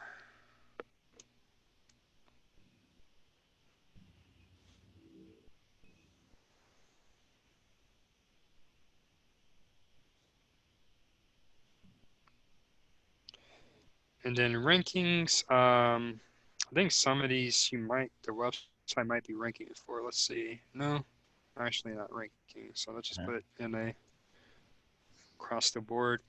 Okay.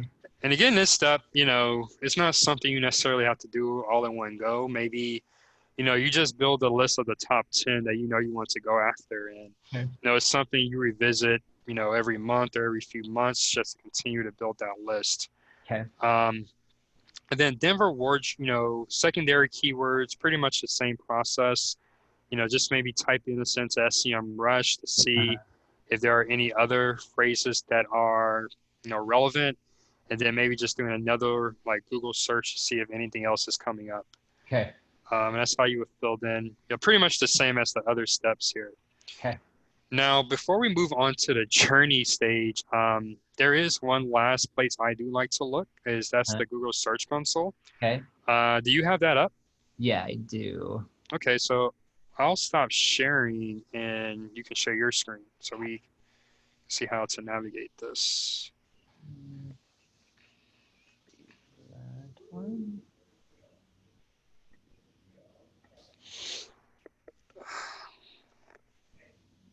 Can you see that? I can. Yep. Okay. So where you want to go here is the Performance tab. Okay. Okay. And we are looking for our queries. So scroll down a bit. So we don't have much here. That's normal. It's a fairly new website. So in this case, until we start getting more traffic and data, then Google Search Console probably wouldn't be a good source for research. Okay. But as you get more data, what you'll see is that you'll actually have a good list of queries here that people are using. And yeah, it's just another good data point to look at. Maybe there's And our basically what they're searching to get to my page. exactly. So Okay. you're going to either see searches that they're using to actually click through to their website, or also searches that they're using to get impressions for their website. Okay. Yep. Cool. Yeah. So maybe just something to keep in your back pocket. So does it start populating once you set up Google Search Console, or does it backdate everything and pull it in? So once you set it up. Okay. Because Yeah. I'm thinking for Alpha Graphics, because I'm not even sure if we have Google Search Console set up. Okay. Yeah. In that case, yeah, definitely. Earlier you set it up, the better. So definitely try to get that set up so you can So start. if you set up like Google My Business, all of that stuff, Google Search Console is just another one you have to set up. Right. Okay. They're separate. Yep. Okay. Yep. Okay, because I don't even know if our owners are even doing that. Okay. Okay, cool. Yeah, so not much here. So I'll just take the screen back. Okay. Okay. So now we're going to go back to our deck here. Um, so we already went through the different keyword research tactics.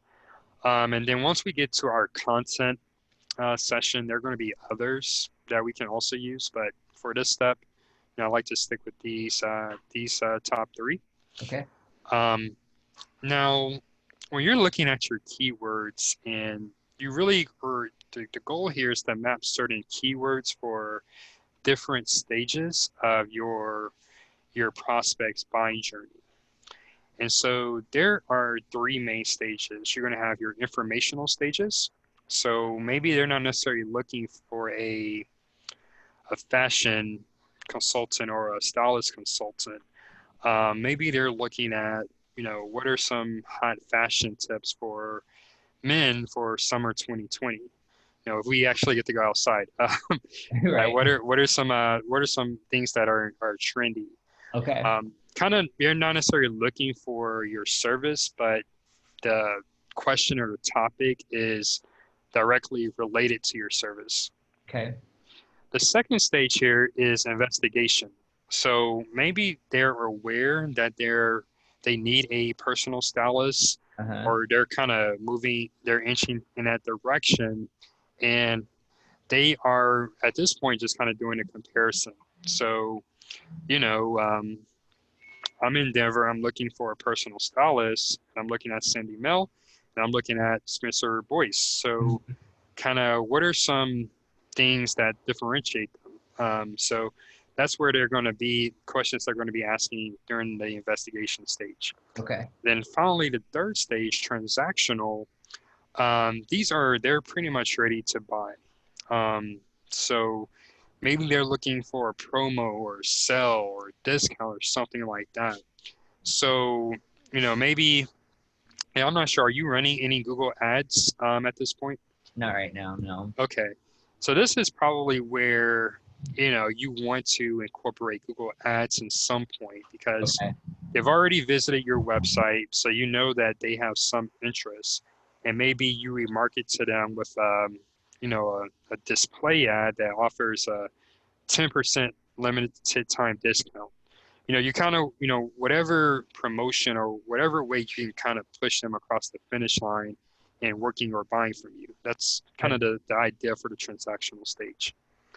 Maybe another option would be, a free 15-minute consultation or something, And then whatever. that's actually something I do on my site is I I do saw a that. free consultation. Yeah. It's Yeah, like yeah, basically the free initial call to see what I do, answer questions, that type of thing.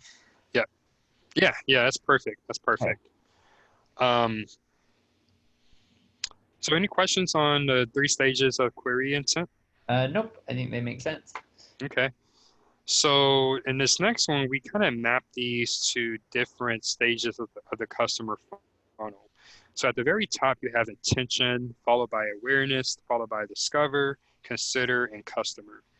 So informational. So let's just kind of stick with the top summer trends for men's fashion 2020. Okay. So at the top of that funnel, you'll probably have something that's, very kind of high level. So these are where you see a lot of your listicle articles, like top 10 fashion trends for summer 2020. That would be a great fit um, for the attention stage. Okay. So the second stage, and these are kind of like a simple example, but many times people are going to be in between. Sorry about that. People are going to be in between. So it's going to be awareness. So maybe they've read their blog article, this is their first kind of interaction with the White Shoes Consulting brand. Uh-huh. But they thought like, man, this stuff figuring out what's fashionable. It's kind of hard, I don't have time for this. So, maybe they're starting to build the awareness that, hey, it might be a good idea to find someone who can help me with this. So Okay. that could be, their older brother. That could be, someone in their friend group, or it can be a professional such as yourself. So this awareness stage is when they start identifying that, hey, maybe they need some outside help, Okay. for their fashion, their wardrobe. So this is where you might have something like, why should you pick, a professional personal stylist? And maybe in that article, you kind of outline the benefits or advantages of working with a professional versus working with someone who, is a quote unquote expert. Gotcha. So you're not necessarily putting your brand front and center, but, you're kind of positioning why they should work with a professional. Okay. Number 3, coming across your product or service offerings for the first time. So this is where, okay, they landed on summer. They are aware that they need some outside help. This is where you might want to, put together, a specific article about, maybe some of the fashion trends and some of the ways that your product or offerings, your different bundles, match those fashion trends. So example would be, maybe you have a blog article where it's kind of linked to the summer trends article, but then you'll go into your specific product, Okay.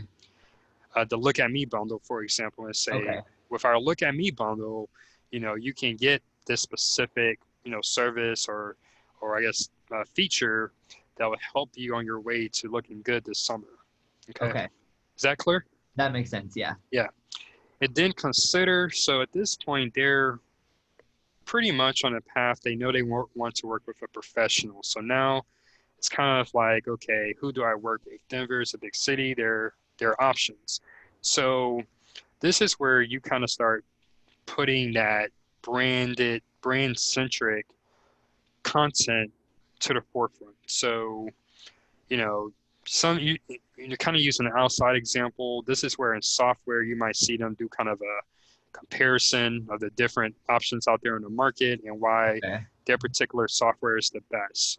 Okay. And this is, where you would, I'm sure you already do, but understanding the other service providers in your market and really understanding where's the unique value that you offer.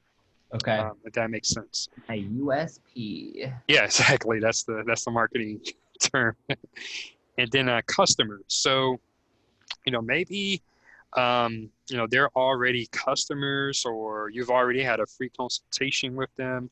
So maybe you're just trying to push them past the finish line. So this is where you offer that 10% promo, or you offer, maybe some incentive for repeat business, whatever makes sense for the business.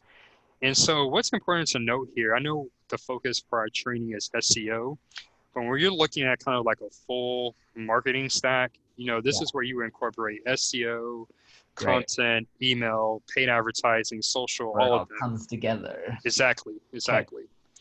And so kind of bringing it back to SEO, this is where you kind of want to map your different keywords based on the journey or the stage they're at in the journey. So I'm a big sneakerhead.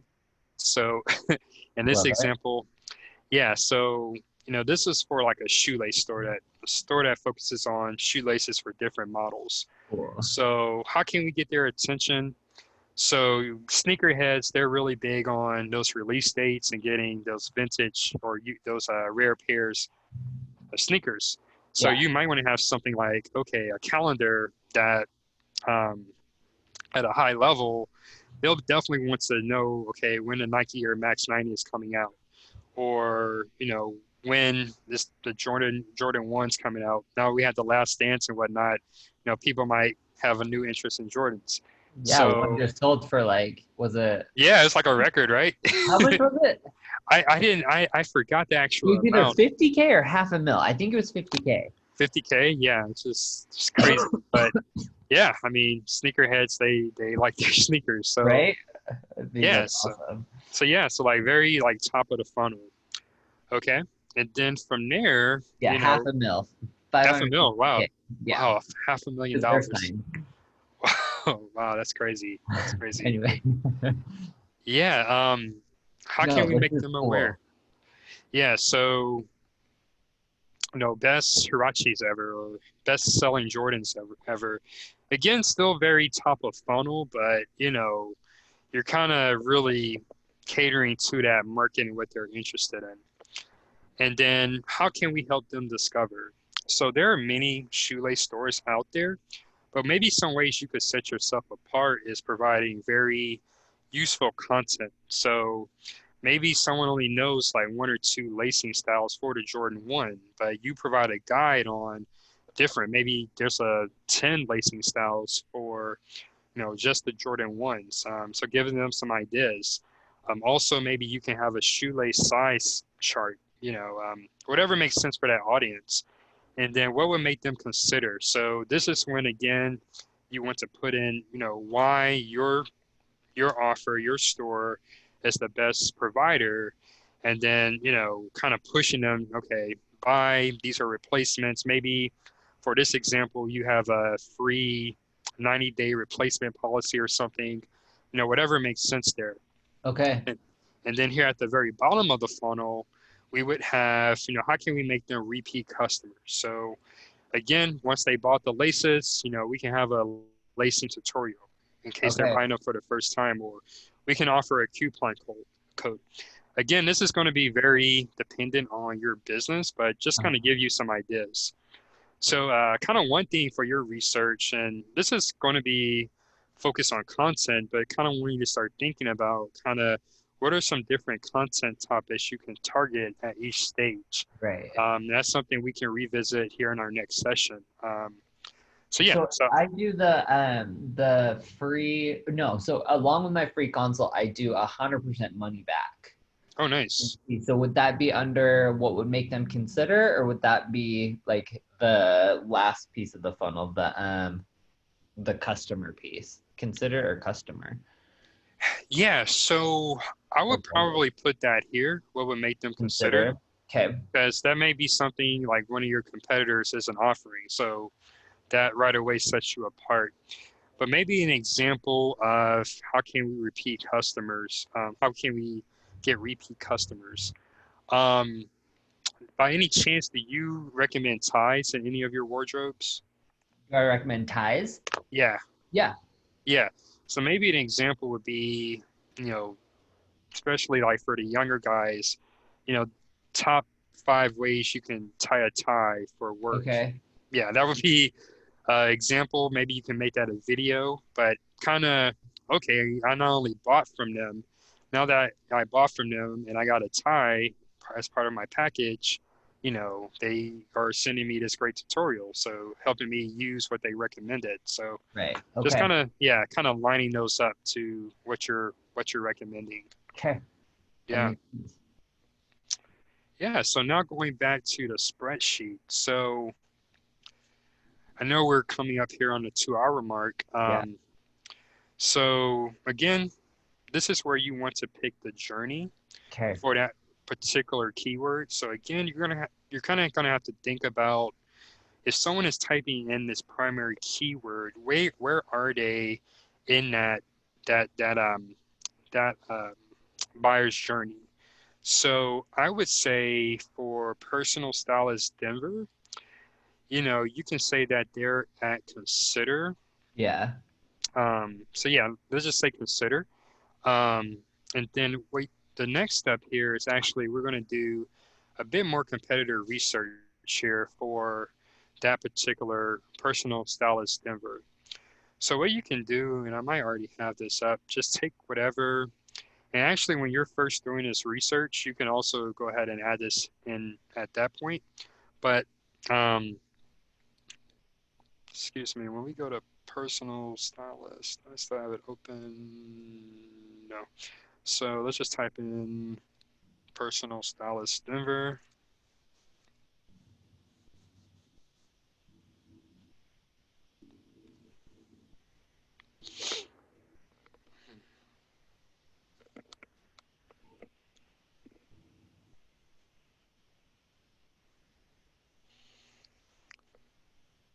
Okay, so just give that some time to load.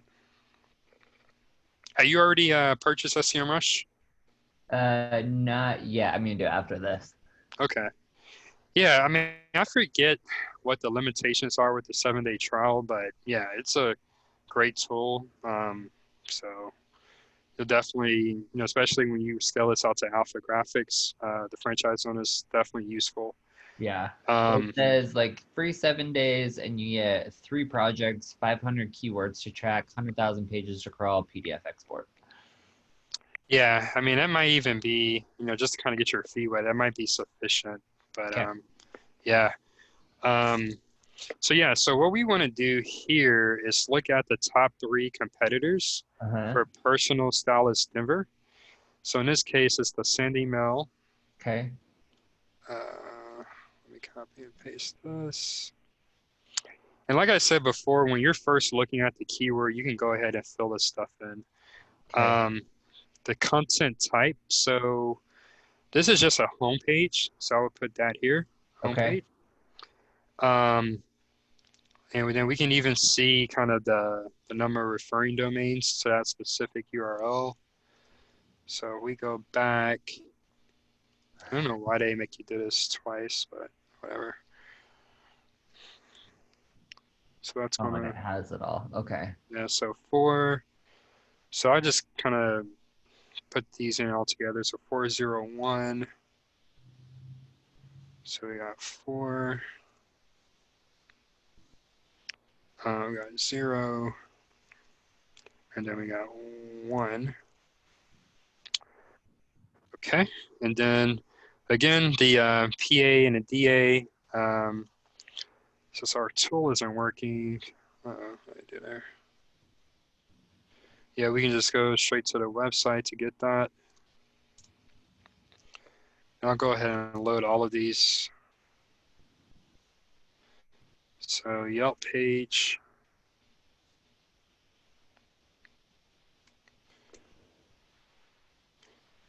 So that's more like I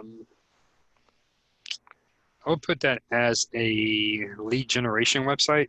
Yeah. So anytime you see like Yelp or Thumbtack, put that for lead gen. Okay. We already filled that in. Because And on then, Thumbtack, I'm the top, so that's good. oh, that's great. Yeah, that's great. How many, is your like, I remember when I used Thumbtack, like my cell phone would just be getting notifications off the hook. Is it All the similar? time. But Yeah. the only thing that's annoying about it is like because you have to like do something with like direct leads now and they charge you for every single one. So if Hmm. somebody goes through it and contacts like 10 of us, we all get charged Oh, wow. regardless of them responding or not. So it's kind of Huh. that's why I want to do this stuff to get away from that. Yeah. Yeah. So for our first competitor, domain authority of 6, page authority of 10. Uh,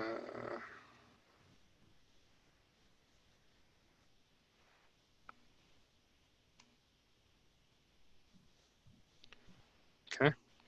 For our Yelp page, so that's all we need there.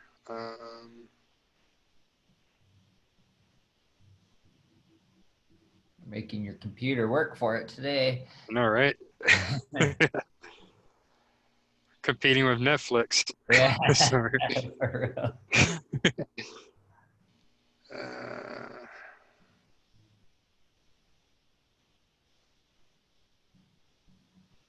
so 93 for your domain authority,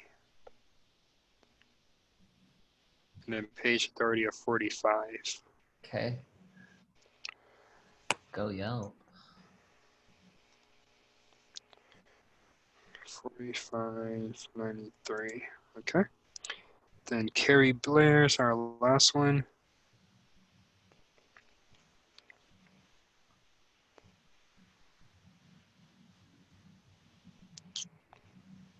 Do you know any of these people?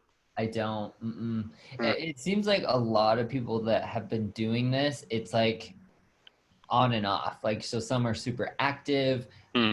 others like they go through spurts. Like, I even wonder if you click on her blog. Like, I'll get on it, but I wonder when the last blog post was. Ish. That page authority is 27, domain authority is 20. Okay. Mine loaded faster than yours. Yeah, I got all this stuff. Okay, thanks. Yeah. Uh, yeah, so she actually has a pretty good domain authority. Yeah. Okay.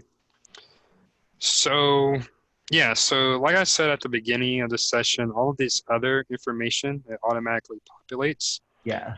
So you'll see here, it's actually telling you um, the priority score is 0.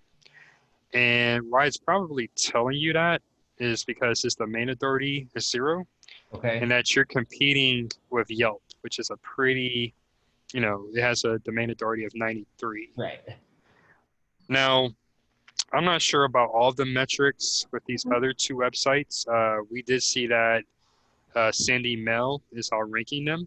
Uh-huh. So I really wouldn't be able to kind of speculate unless I kind of closely looked at her website. But what I recommend, especially when you're first starting off, instead of putting all of your eggs into trying to compete with a website like Yelp or Thumbtack, Uh-huh. just make sure that you have a listing on those websites. Okay. Um, because even if someone lands on Yelp, like you saw with Thumbtack, if you're at the top, then I mean it's pretty much as good as you're, ranking, up there with Thumbtack, if that makes sense. Yeah. Yeah. Okay. So yeah, that's pretty much it in a nutshell. So kind of just explaining this. This is just an average of those metrics. So actually, pretty low barrier of entry as far as referring domains, but yeah, that average domain authority would be difficult to compete against. Yeah. Um, opportunity to rank. As you do more of these, you'll notice again, everything here is on a scale of 0 to 100, with 100 being the best kind of opportunities. And this is comparing all of those to me, right? Exactly. Okay. Exactly. That's why over here we put in the same metrics for your page. Right. Okay. Yeah. And then what this tells you, the average top 3 content type, it tells you what type of content that users are expecting and that Google is showing. Okay. So it's coming back with homepage because 2 of the top 3 were homepages. Front pages. Um, and so, when you're looking at, what phrase or which page you could get to rank for this particular keyword, your homepage should take the priority. Okay. And yeah, that's what we would be doing anyway. So we're right on track with that. Makes sense. And yeah, one other thing I like to look at when I'm kind of looking at this keyword competitive analysis, and I'll end on this. Let's see here. Where am I? Yep, so server features. So what I like to see is, what type of features are showing up in the search engine results. And what this could tell you, what this can kind of inform you on, Spencer, is the type of content that also is showing in the top page on search results. Okay. So kind of the clear example we already went over, if you kind of scroll over this, you'll see it has the local pack. And then as we saw, when we type in personal stylist Denver, that's the first thing at the top here. Right. So I would try to go through these, different search features to Uh-huh. see if you can position yourself to, include or incorporate as many of them as possible on your Okay. website. Now, reviews, of course, you're going to have to start getting reviews Yeah.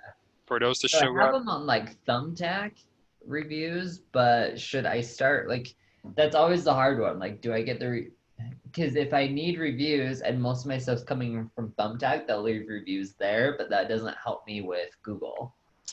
It doesn't. And this is actually reviews directly on your website. Okay. Yeah. So I don't remember. Do you have a kind of Yeah. review feature? Yeah. So yeah. So this is actually pulling in results directly from your website. So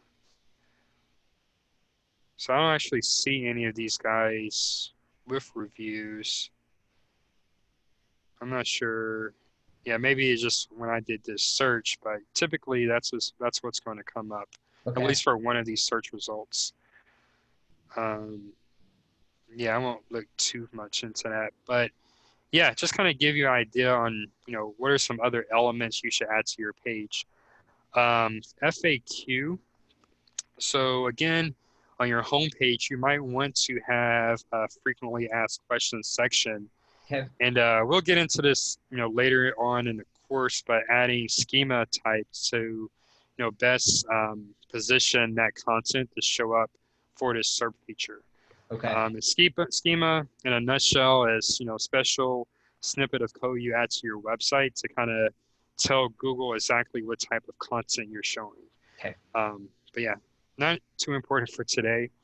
Image pack. So again, I didn't see that for this search result, but maybe, if I ran this 100 times, it'll come up.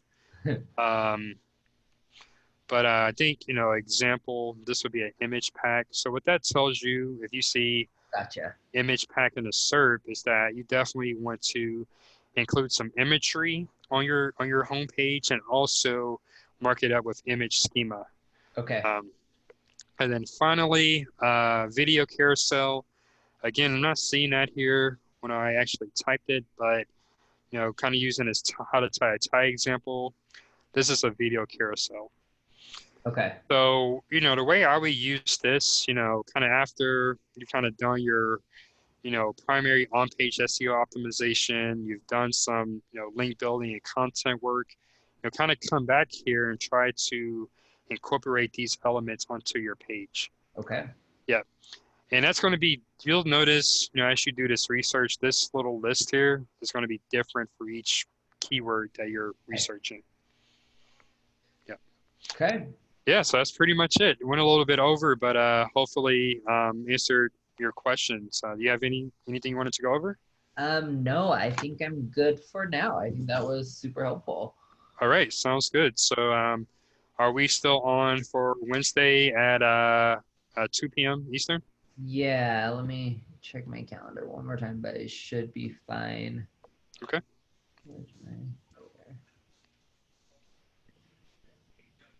Wednesday at 2. Yeah, that'll be great.